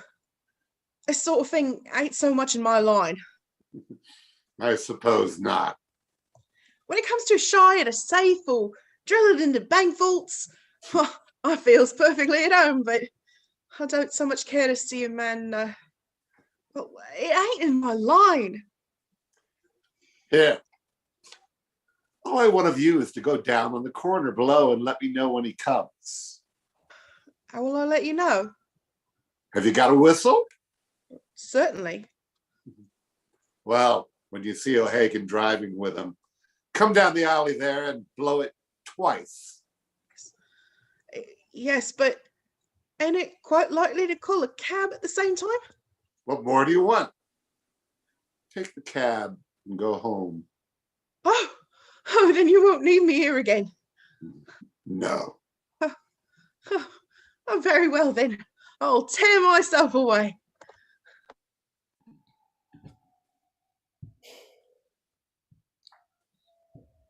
What do you want? It's true then. How did you get to this place? I followed you in a cab. What have you been doing since I came up here? Informing the police? No, Perhaps? I was afraid he'd come, so I waited. Oh, to warn him, very likely. Yes, to warn him. Then it's just as well you came up. I came to make sure Of what? that something else is not going to be done besides what they told me. Ah, somebody told you something. Someone else was going to get something done to them? Yes. So, we've got another spy in the house. You're going to swindle and deceive him. I know that. Is there anything What more? could you do if there was anything more? I could buy you off. Such men as you are always open to sale. How much would you give? The genuine package. The real ones. All the proofs. Everything. Have you got it with you? No, but I can get it. Oh. So, you'll do all that for this man. You think he's your friend, I suppose. I haven't thought of it. Look what he's doing now. Coming here to buy those things off me. They're false. They're counterfeit. He thinks they're genuine, doesn't he? He'd hardly come here to buy them if he didn't. He may ask my permission still. He won't get the chance. Won't get the chance. Then there is something else. Something else? Why, you see me here myself, don't you? I'm going to talk to him on a little business. How can I do him any harm? Where are those men who came up here? What men? 3 villainous-looking men. I saw them go in at the street door. Oh, those men! They went up the other stairway. You can see them in the next building if you look out this window. I'll look in the passageway, if you please. Yes, but I don't please. You wouldn't dare keep me here. I might dare, but I won't. You'd be in the way. Where are those men? Stay where you are, and you'll see them very soon.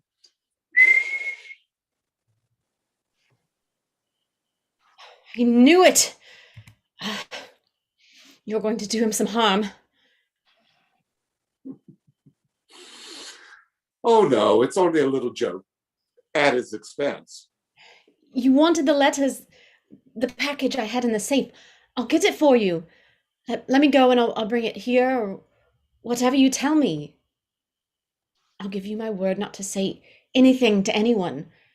Not to him, not to the policeman, not to anyone. You needn't take the trouble to get it, but you can tell me where it is, and you'll have to be quick about it too. Yes, if you promise not to go on with this. Of course, that's understood. You promise. Certainly, I promise. Now, where is it? Just outside my bedroom window. Just outside on the left, fastened between the shutter and the wall. You can easily find it. Yes, I can easily find it. Now tell them to go.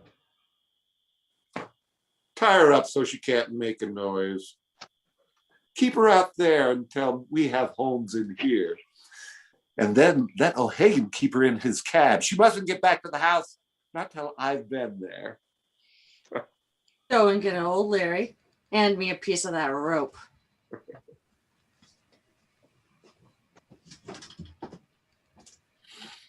Now then, my pretty bird. You said if I told you. Well, we haven't done him any harm yet, have we? Then send them away. Certainly. Go away now, boys. There's no more work for you tonight. They don't obey you. They're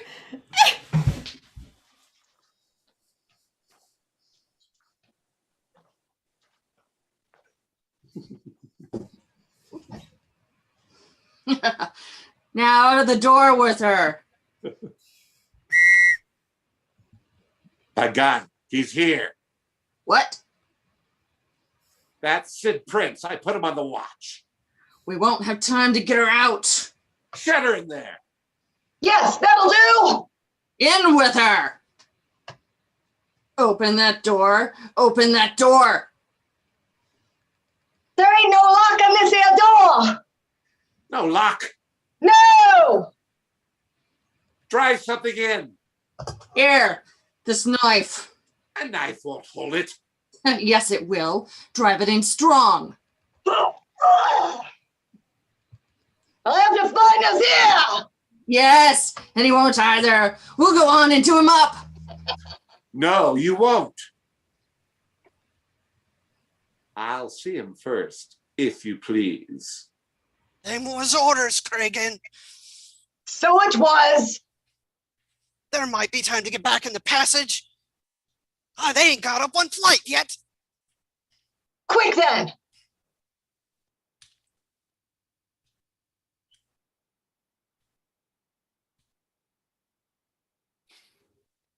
How the devil is it that you crooks always manage to hit the same places for your scoundrelly business? Well, I certainly thought after all this driving about in a closed cab, you'd show me something new. Seen it before, have you? Well, I should think so. I nabbed a friend of yours in this place while he was trying to drop himself out of that window. Ned Colvin, the cracksman? Colvin. I never heard of him before. No? Well, you certainly never heard of him after. A brace of counterfeiters used these regal chambers in the spring of '90. One of them hid in the cupboard. We pulled them out by the heels. Ah, did you? And the other? The other, he was more fortunate. Ha! He got away, I suppose. Yes, he got away. We took his remains out through that door to the street. Quite interesting. Times have changed since then. So they have, Mr. Larrabee, so they have. It was only cracksmen, counterfeiters, and petty swindlers of various kinds. Now. Well, what now? Well, between you and me, Larrabee, we've heard some not altogether agreeable rumors. Rumors of some petty, pretty shady work not far from here. A murder or two of a very particular kind. And I've always had a suspicion.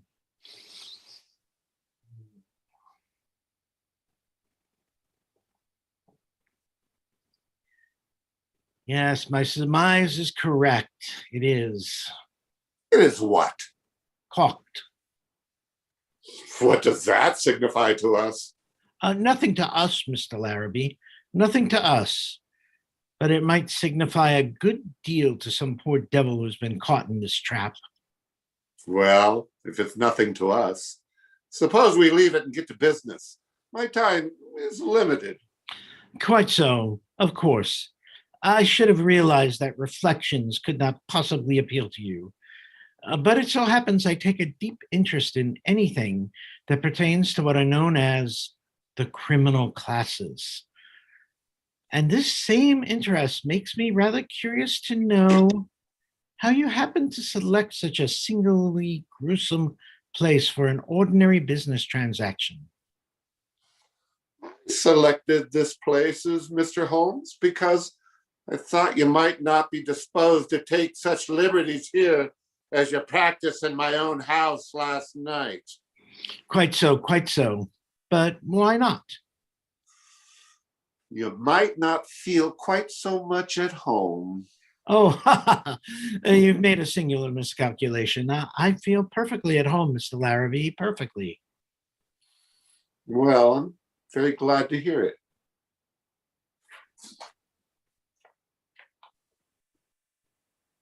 Here's the little packet, which is the object of this meeting. I haven't opened it yet, but Miss Faulkner tells me everything is there. Then there's no need of opening it, Mr. Larrabee.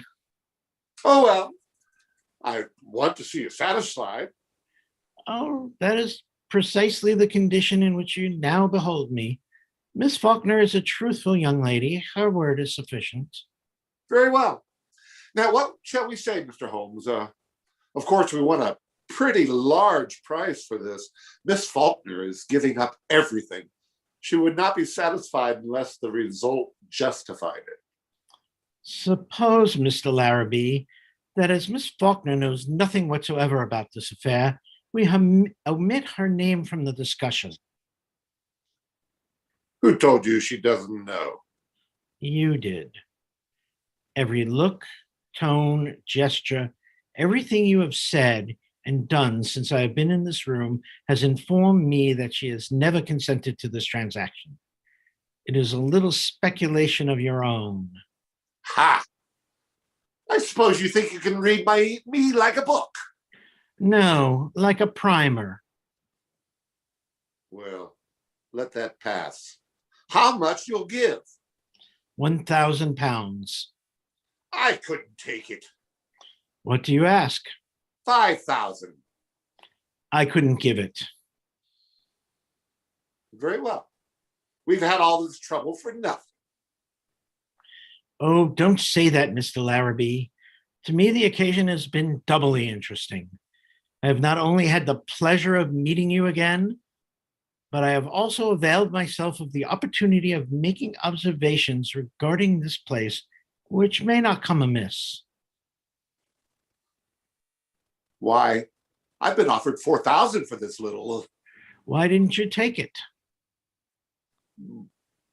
Because I intend to get more. That's too bad. If they offered 4,000, they'll give 5. They won't give anything.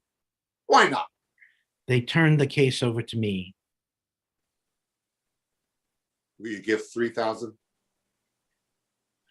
Mr. Larrabee, strange as it may appear, my time is limited as well as yours. I have brought with me the sum of £1,000, which is all that I wish to pay. If it is your desire to sell at this figure, kindly appraise me of the fact at once. If not, permit me to wish you a very good evening. Go on. You can have them. It's too small a matter to haggle over.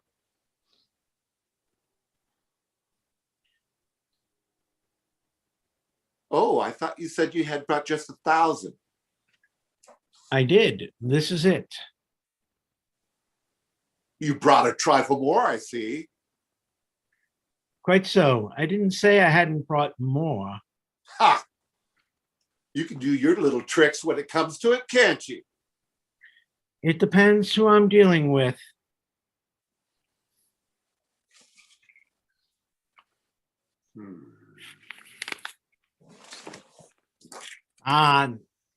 Now I have you where I want you, Jim Larrabee. You've been so cunning, so cautious, and so wise. We couldn't find a thing to hold you for. But this little slip will get you in for robbery. Oh, you'll have me in, will you? What are your views about being able to get away from here yourself? I do not anticipate any particular difficulty.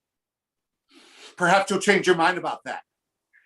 Whether I change my mind or not, I certainly shall leave this place, and your arrest will shortly follow. My arrest? Ha, ha. Robbery, huh? Why, even if you got away from here, you haven't got a witness. Not a witness to your name. I'm not so sure of that, Mr. Larrabee. Do you usually fasten that door with a knife? Mm. Come away from that door. Stand back, you contemptible scoundrel. What does this mean? I'll show you what it means, curse it quick. I'm afraid you're badly hurt, Miss Faulkner. No, Mr. Holmes! Ah, Cragen, delighted to see you. Oh, and you too, Miss McTagg. I infer from your presence here at this particular juncture that I am not dealing with Mr. Larrabee alone. Your inference is quite correct, Mr. Holmes. It is not difficult to imagine who is at the bottom of such a conspiracy as this. I hope you're beginning to feel a little more yourself, Miss Faulkner. because we shall leave here very soon. Yes, do let us go, Mr. Holmes. You'll have to wait a bit, Mr. Holmes. We have a little matter of business we'd like to talk over. All right. All right, Kragan. I'll see you tomorrow morning in your cell at Bow Street. Very sorry, sir, but I can't wait till morning. It's got to be settled tonight. All right, Kragan, we'll settle it tonight. It's so very important, Mr. Holmes. So very important indeed that you'll have to tend to it now.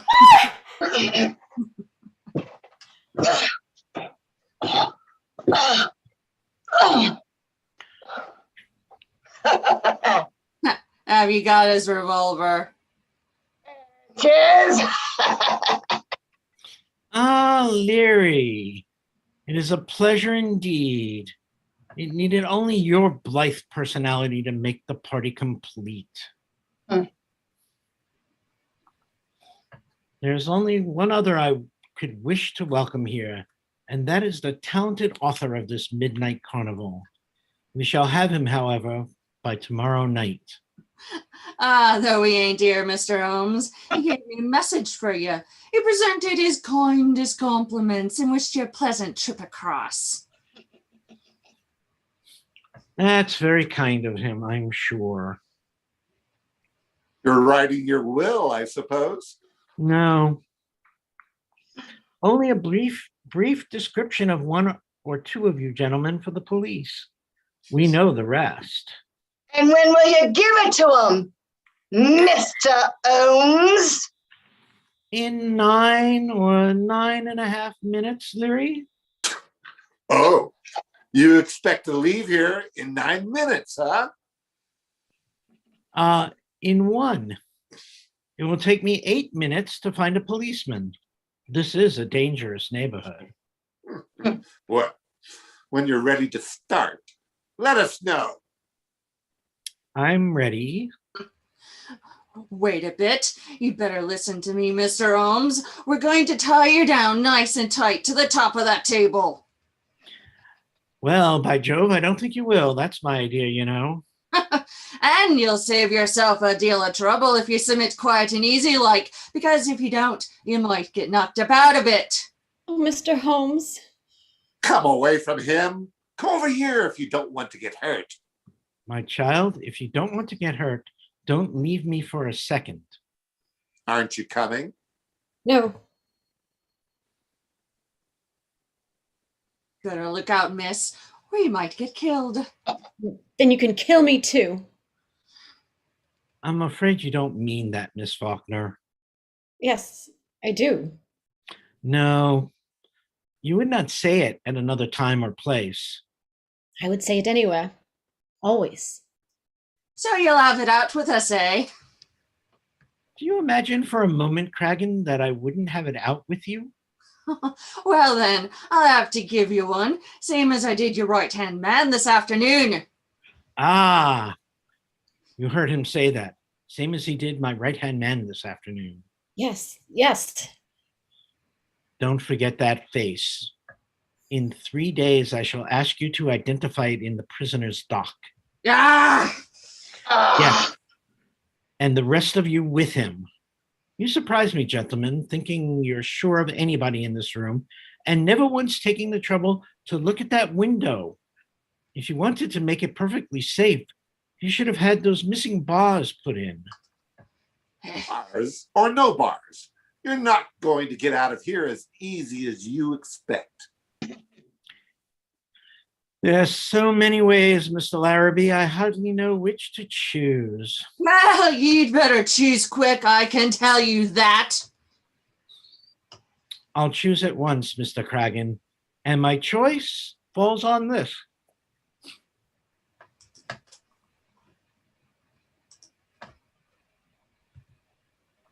Trace him by the cigar. Follow the cigar. Look out! He's going for the window. Get that light. The safety lamp. Where is it? You'll find that cigar in a crevice by the window.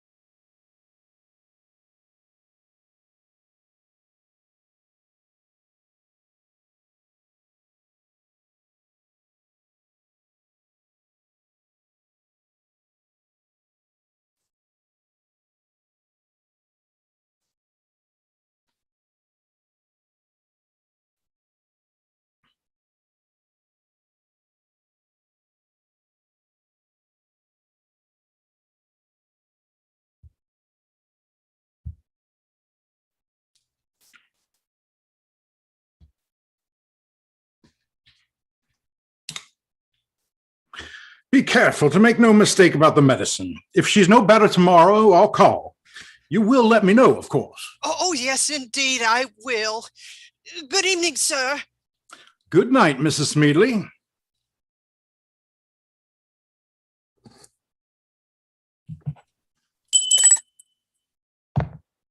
Parsons? That woman who just left, do you know her? I can't say as I recollect I haven't seen her before. Was there anything? Oh, no. Acted a little strange, that's all. I thought I saw her looking about the hall before she went out. Yes, sir. She did give a look. I saw that myself, sir. Oh, well, I dare say it was nothing. Is there anyone waiting, Parsons? There's one person in the waiting room, sir. A gentleman. I'll see him, but I've only a short time left. If any more come, you must send them over to Dr. Anstruther. I spoke to him this afternoon about taking my cases. I have an important appointment at 9. Very well, sir. Then you'll see this gentleman, sir? Yes.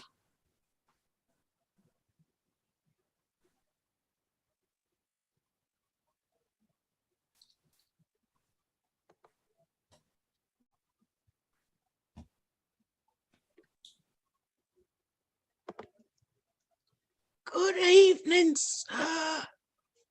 Good evening. Pray be seated. Thanks, don't mind if I do. What seems to be the trouble? A throat, sir. Most dreadful sore throat. Sore throat, eh? Oh, I should think it is. It's the most harrowing thing I ever had. It pains me so much to swallow that I... Hurts you to swallow, does it? Indeed it does, sir. Why, I can hardly get a bit of food down. Just step this way a moment, please. Now, mouth wide open, wide as possible.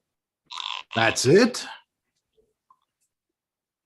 Say ah.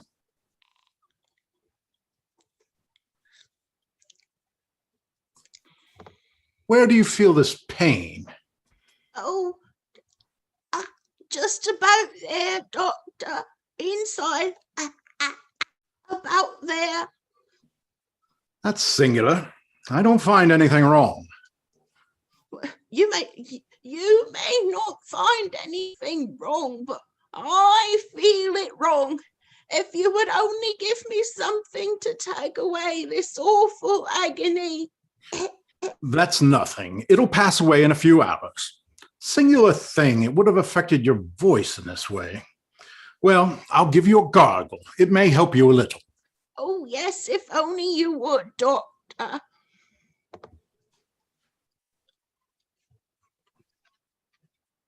What are you doing there? Oh, why, nothing at all, doctor. I felt such a draft on the back of me neck. Don't you know that I opened the door to see where it come from?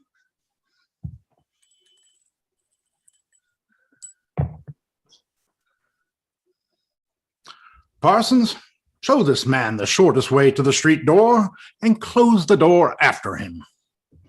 But doctor, you don't understand. I understand quite enough. Good evening. You know, the draft plays hell with me throat, sir, and seems to affect my... Good evening. This way, sir, if you please. I consider you've treated me damned outrageous. That's what I do, and you won't hear the last of this very soon. Come, none of that now. You call yourself a doctor and treat sick people as comes to see you this here way? You call yourself a doctor? A bloomin' fine doctor you are.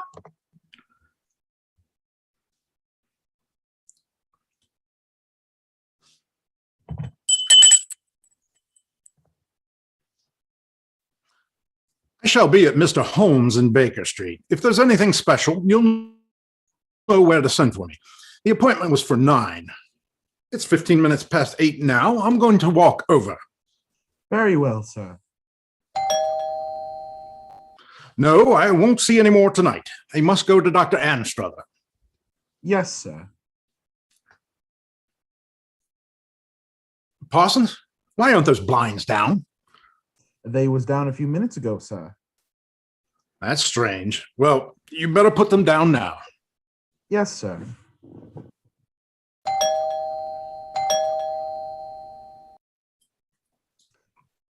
If you please, sir, it isn't a patient at all, sir.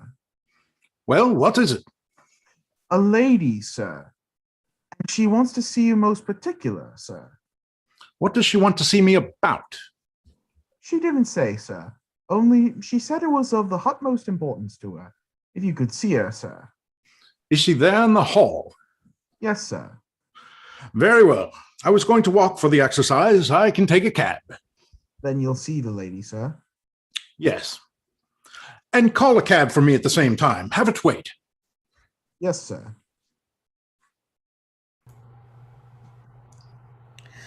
Ah, Doctor, it's awfully good of you to see me.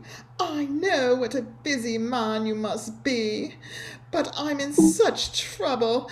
Oh, it's really too dreadful. You'll excuse me troubling you in this way, won't you?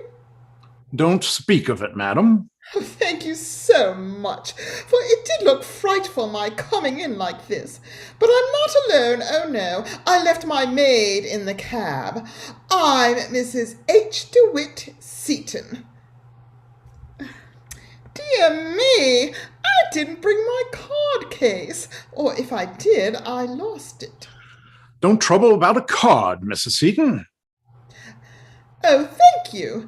You don't know what I've been through this evening, trying to find someone who could tell me what to do.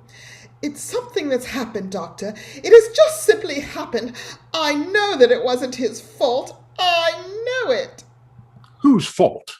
My brother's. My poor dear youngest brother. He couldn't have done such a thing. He simply couldn't. Such a thing as what, Mrs. Seaton? As to take the plans of our defences at Gibraltar from the Admiralty offices. They think he stole them, Doctor, and they've arrested him for it. You see, he works there. He was the only one who knew about them in the whole office, because they trusted him so.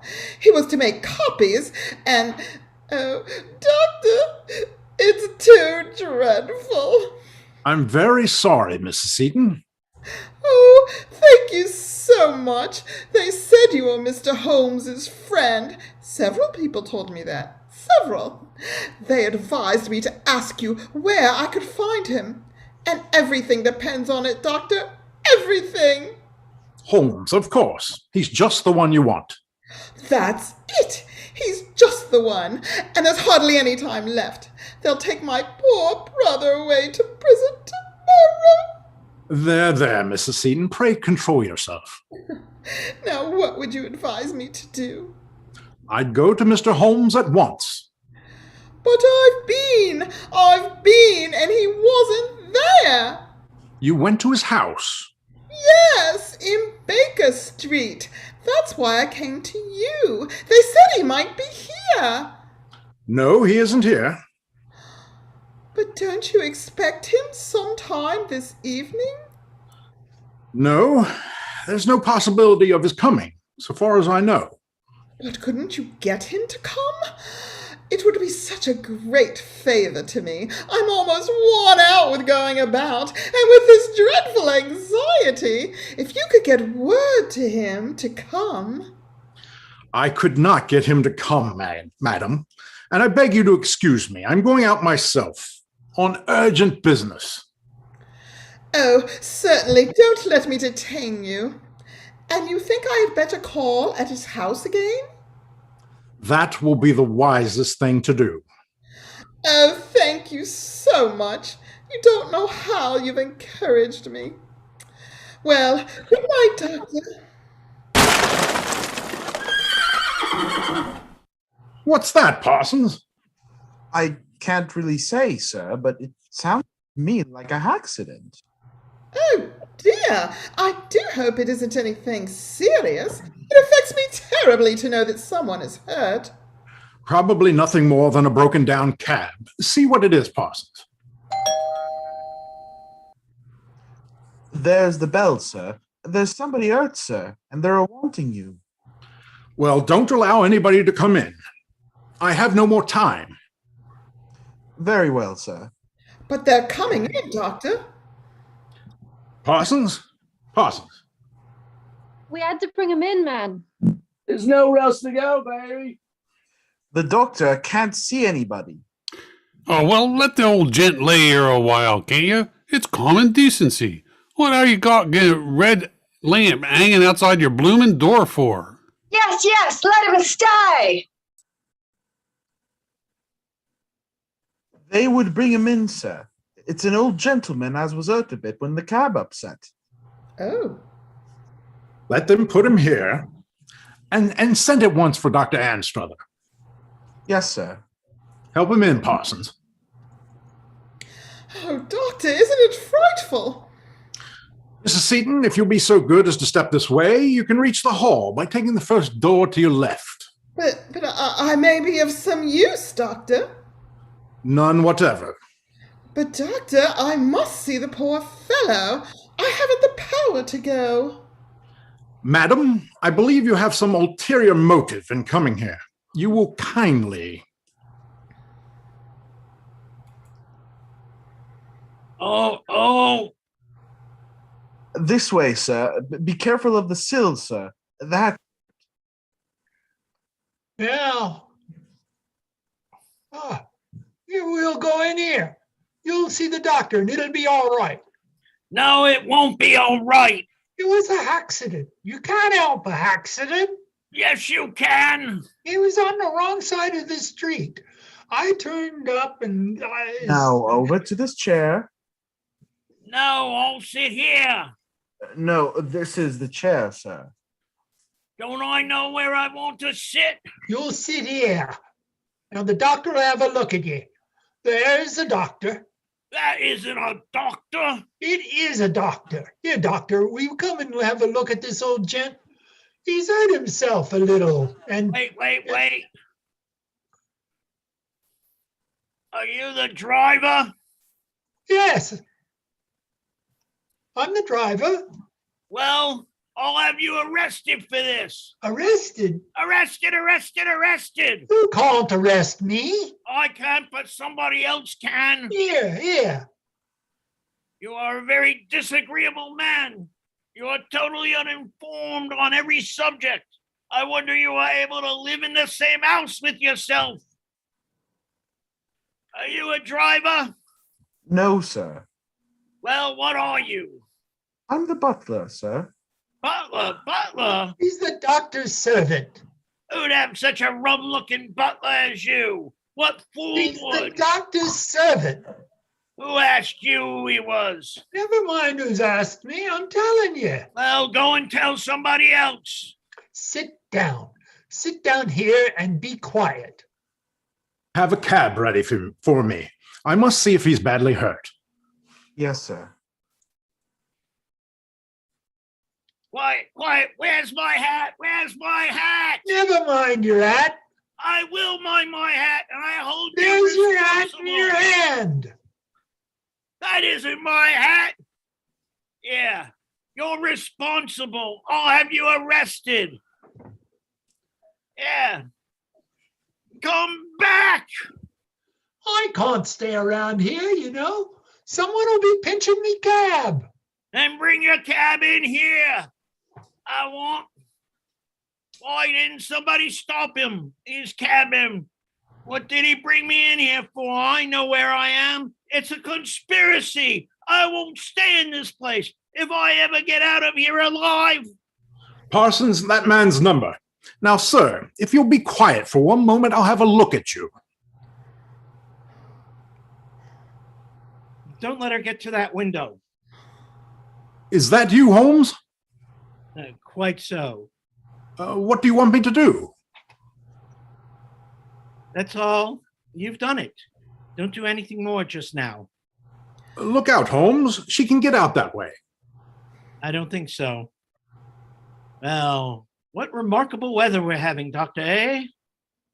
I'm glad to see that you keep a few prescriptions carefully done up.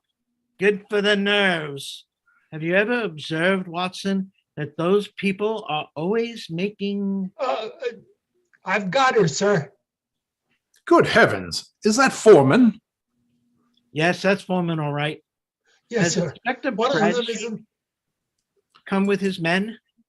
Yes, sir. One of them is out in the hall holding her. The others are in the kitchen garden. They came in over the back wall from Mortimer Street. One moment. Watson, my dear fellow, as you doubtless gather from this little episode that has just taken place, we are making the arrest. The scoundrels are hot on my track. To get me out of the way is the one chance left to them, and I'm taking advantage of their mad pursuit to draw them where we can quietly lay our hands on them, one by one. We've made a pretty good haul already, 4 last night in the gas chamber, 7 this afternoon in various places, and 1 more just now. But I regret to say that up to this time, the professor himself has so far not risen to the bait. Where do you think he is now?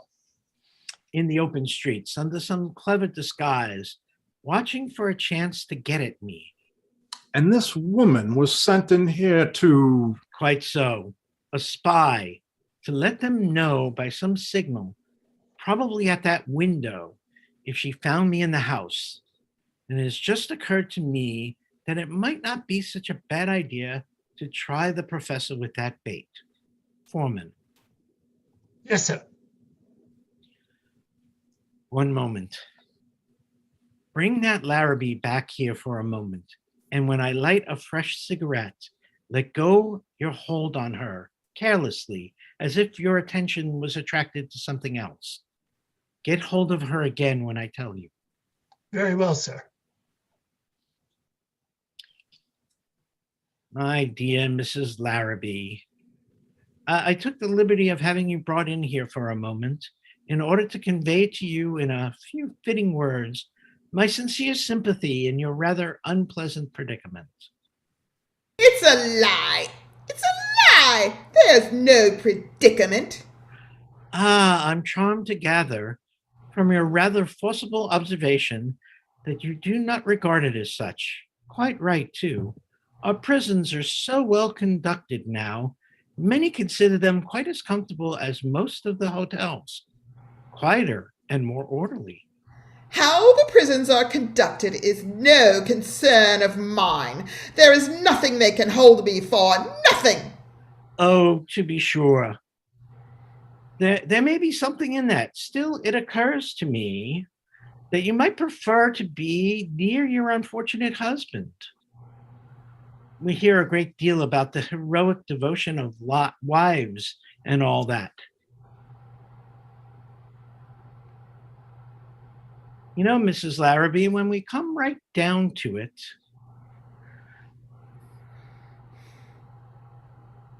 many thanks. That's all, Foreman. Pick her up again. Doctor, would you kindly put the blind down once more? I don't care to be shot from the street. It's too late. Too late, eh? The signal is given. You will hear from him soon. It wouldn't surprise me at all.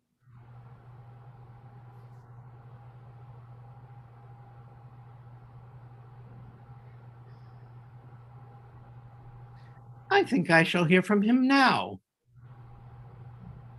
Let him go, Parsons. Quick, Billy. He's just come, sir. From where? The house across the street. He was in there watching these windows. He must have seen something, for he's just come out. There was a cab awaiting in the street for the doctor, and he's changed places with the driver. Where did the driver go? He slunk away in the dark, sir, but he ain't gone far. There's 2 or 3 more hanging about. Another driver tonight? They're all in it, sir, and they're allaying to get you in that cab when you come out, sir. But don't you do it, sir. On the contrary, sir, I'll have that new driver in here. Get out again quick, Billy, and keep your eye on him. Yes, sir. Thank you, sir. Yes, sir.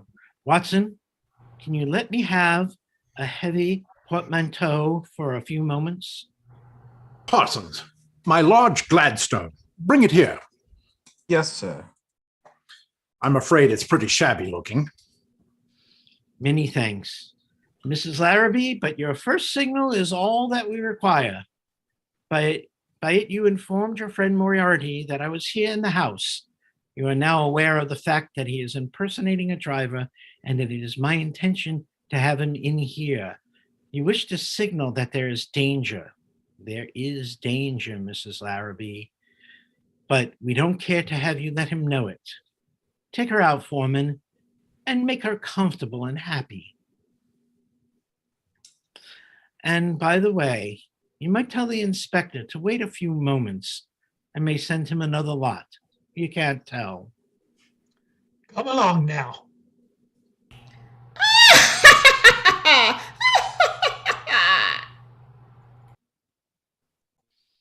Fine woman. Put it down there. Thank you so much. Parsons, you ordered a cab for the doctor a short time ago? It has been waiting, I believe? Yes, sir. I think it has. Be so good as to tell the driver, the one you'll find there now, to come in here and get a valise. See that he comes in himself. When he comes, tell him that's the one. But surely he won't come in. Surely he will. It's his only chance to get me in that cab. He'll take almost any risk for that. In times like this, you should tell your man never to take the first cab that comes on a call. Nor yet the second. The third might be safe. But in this case? My dear fellow, I admit that in this case, I have it to my advantage. But I speak for your future guidance. Here it is, right in this way. Well, goodbye, old fellow. I'll write you from Paris, and I hope you'll keep me fully informed of the progress of events. As for these papers, I'll attend to them personally. Here's my man. Just help me tighten up these straps a bit. There are a few things in this bag that I wouldn't like to lose. It's just as well, eh? Who's that at the window? Oh, Doctor, will you kindly strike the bell 2 or 3 times in rapid succession? Thanks.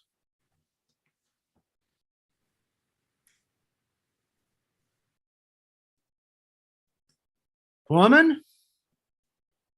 Yes. Got a man there with you?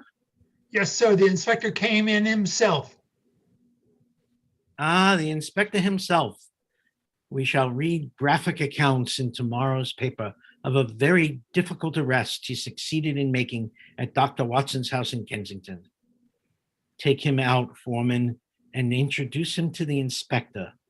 They'll be pleased to meet. no, no, no. Here, wait. Let's see what he wants. Do you imagine, Sherlock Holmes, that this is the end? I ventured to dream that it might be. Are you quite sure the police will be able to hold me? I am quite sure of nothing. Ah, I have heard that you are planning to take a little trip. You and your friend here. A little trip on the continent? And if I do? I shall meet you there. That's all, Foreman. I shall meet you there. You will change your course. You will try to elude me, but whatever way you turn, there will be eyes that see and wires that tell. I shall meet you there, and you know it. You know it. And you know it. Did you hear that, Watson? Yes, but surely you don't place any importance on such. Oh, no importance. But I have a fancy that he spoke the truth. We'll give up the trip. It would be quite the same. What matters it here or there if it must come? Parsons. Watson, my dear fellow, it's too bad. Now that all this is over, I suppose you imagine that your room will no longer be required. Let me assure you, the worst is yet to come. The worst? Why, heavens, Holmes, we barely have 5 minutes. For what? To get to Baker Street, your rooms. Your appointment with Sir Edward and the Count? They were to receive that packet of letters from you. They're coming here. Here? That is, if you will be so good as to permit it. Certainly, but why not there? The police wouldn't allow us inside the ropes. Police? Ropes? Police, ropes, ladders, hose, crowds, engines. Why, you don't mean that... Quite so. The devils have burned me out. Good heavens, burned you? Oh, that's too bad. What did you lose? Everything. Everything. And I'm so glad of it. I've had enough. This one thing ends it. This one thing that I shall do here in a few moments is the finish. You mean Miss Faulkner? Watson, she trusted me. She clung to me. There were 4 to 1 against me. They said, come here. I said, stay close to me. And she did. She clung to me. I could feel her heart beating against mine. And I was playing a game, a dangerous game, but I was playing it. It will be the same tonight. She'll be there. I'll be here. She'll listen. She'll believe. And she'll trust me. And I'll be playing a game. No more. I've had enough. This is my last case. Oh, well, what does it matter? Life is a small affair at the most. A little while, a few sunrises and sunsets, the warm breath of a few summers, the cold chill of a few winters, and then... And then? And then... My dear Holmes, I'm afraid that plan of gaining her confidence and regard went a little further than you intended. A trifle. For her or for you? For her. And for me. But if you both love each other... Shh, don't say it. You mustn't tempt me with such a thought. That girl, young, exquisite, just beginning her sweet life. I, seared, drugged, poisoned, almost at an end. No, no, I must cure her. I must stop it. Now, while there's time. She's coming here.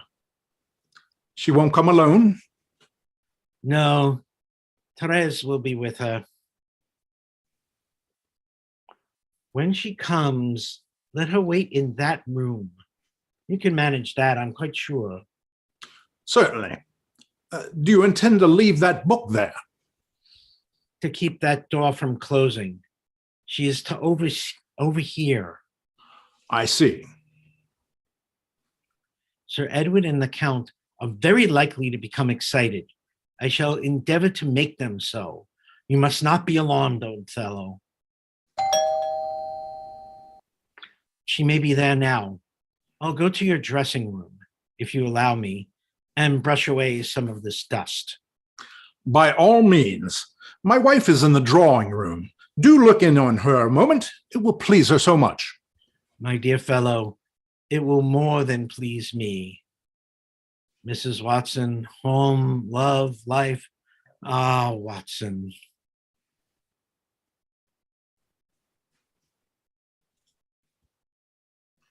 A lady, sir, wants to know if she can speak to you. If there's anyone here, she won't come in. Any name? No, sir. I asked her and she said it was unnecessary, as you wouldn't know her. She has her maid, sir. Then it must be. Show her in. And Parsons. 2 gentlemen, Count von Stauberg and Sir Edward Leighton, will call. Bring them here to this room at once, and then tell Mr. Holmes. You'll find him in my dressing room. Yes, sir. Send everybody else away. I'll see that lady. Yes, sir.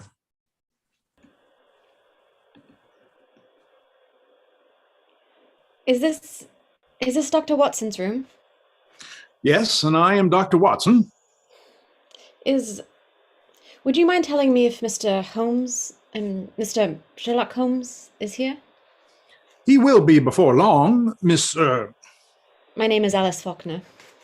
Miss Faulkner. He came a short time ago, but has gone upstairs for a few moments. Oh, and is he coming down soon? Well, the fact is, Miss Faulkner, he has an appointment with 2 gentlemen here, and I was to let him know as soon as they arrived. Do you suppose I could wait without troubling you too much and see him afterwards? Why, certainly. Thank you. And I don't want him to know that I came. Of course. If you wish, there's no need of my telling him. It's very important indeed that you don't, Dr. Watson. I can explain it all to you afterwards. No explanation is necessary, Miss Faulkner. Thank you. I suppose there's a waiting room for patients? Yes, or you could sit in there. You'll be less likely to be disturbed. Yes. Thank you. I think I would rather be where it's entirely quiet. Well, then step this way. I think the gentlemen have arrived. And when the business between the gentlemen is over, would you please have someone tell me? I'll tell you myself, Miss Faulkner. Thank you.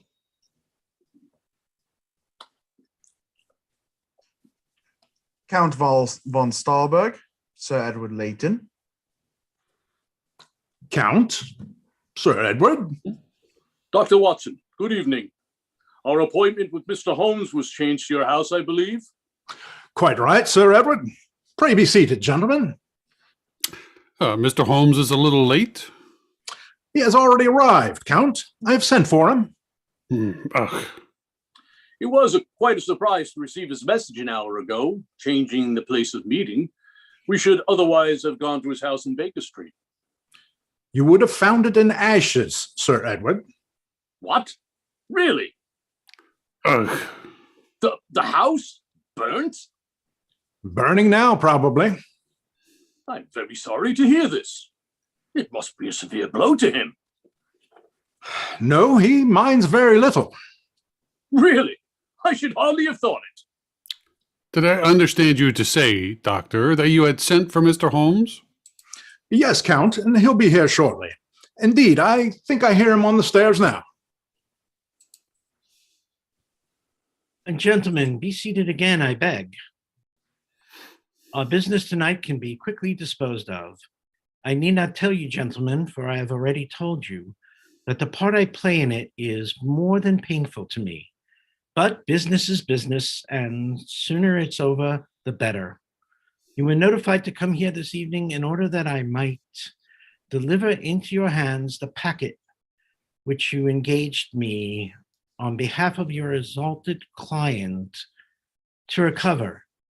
Let me say in justice to myself that but for that agreement on my part and the consequent steps which you took on the basis of it, I would never have continued with the work. As it was, however, I felt bound to do so, and therefore pursued the matter to the very end. And I now have the honor to deliver into your hands.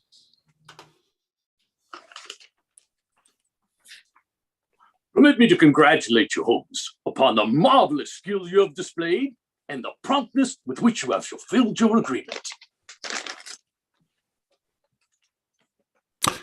Oh, no, no. What does this mean? These letters and these other things, where did you get them? I purchased them last night. Purchased them? Quite so, quite so. From whom, if I may ask?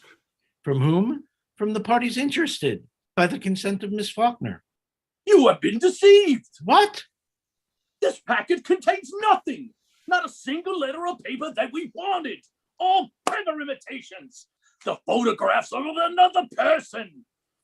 With all your supposed cleverness, they have tricked you. Most decidedly duped, Mr. Holmes. Why, this is terrible. Terrible? Surely, sir, you do not mean by that there's a possibility you might not be able to recover them? It's quite true. After your positive assurance, after the steps we have taken in the matter by your advice, why this is... Surely, sir, you don't mean there is no hope of it? None whatsoever, Count. It is too late now. I can't begin all over again. Why, this is scandalous. It is criminal, sir. You had no right to mislead us this way, and you shall certainly suffer the consequences. I shall see that you are brought into court for it, Mr. Holmes. It will be such a blow to your reputation that you... There's nothing to do, Sir Edward. I am ruined. He is not ruined, Sir Edward. It is entirely owing to him and what he said to me that I now wish to give you the... One moment. Allow me.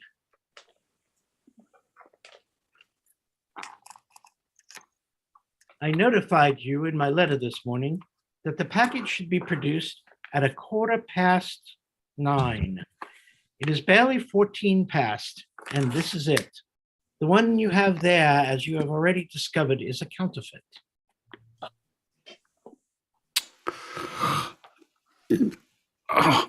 Excellent.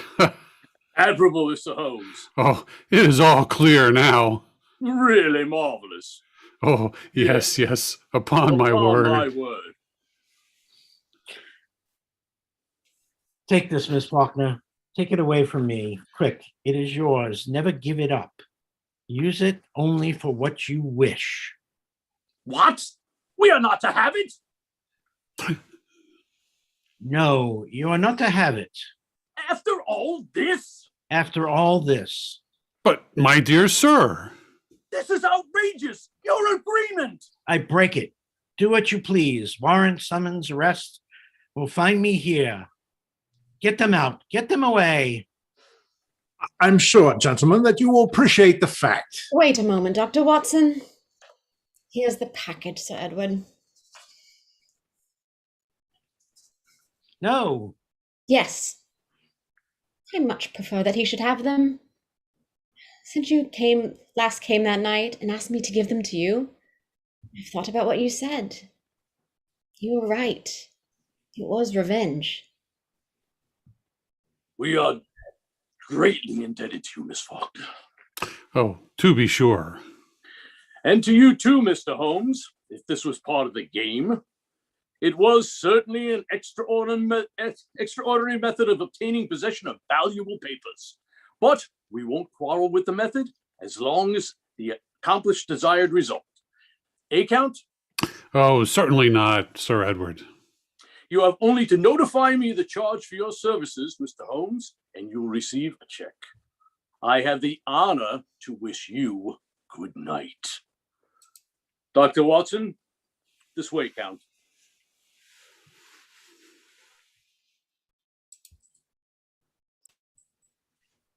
Now that you think it over, Miss Faulkner, you are doubtless beginning to realize the series of tricks by which I sought to deprive you of your property.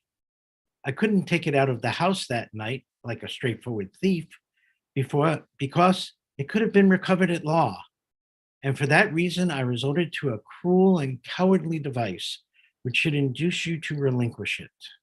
But you did not give it to them. No, I preferred that you should do as you did. You see, Miss Faulkner, it was a trick, a deception, to the very end. Your maid is waiting. And was it a trick last night when they tried to kill you? I went there to purchase the counterfeit package, to use as you have seen. And Did you know I would come? No.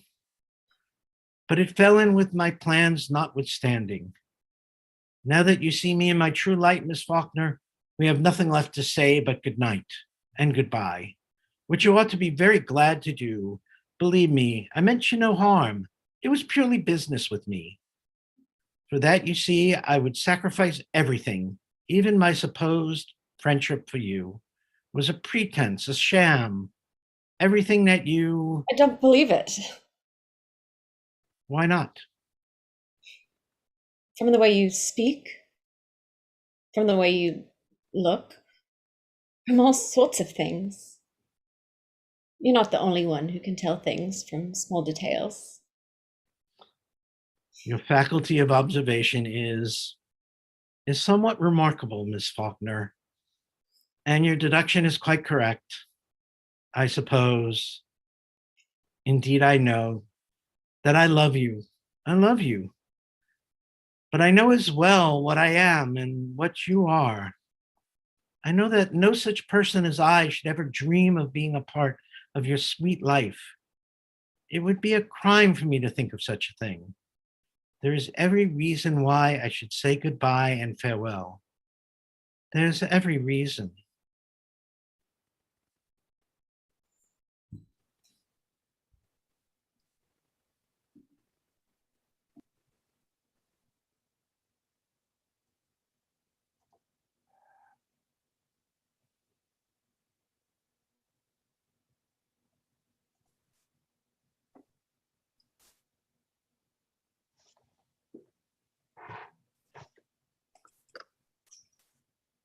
Okay, thank you everyone for coming. I'm John Gardner, I'm the director.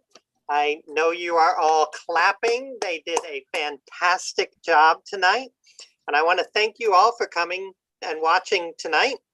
If any of you are new to MAD, please check out the website and sign up for emails to learn about future shows and perhaps even the opportunity to participate in some of our future shows. I know there's going to be a round of applause now, so thank you for coming.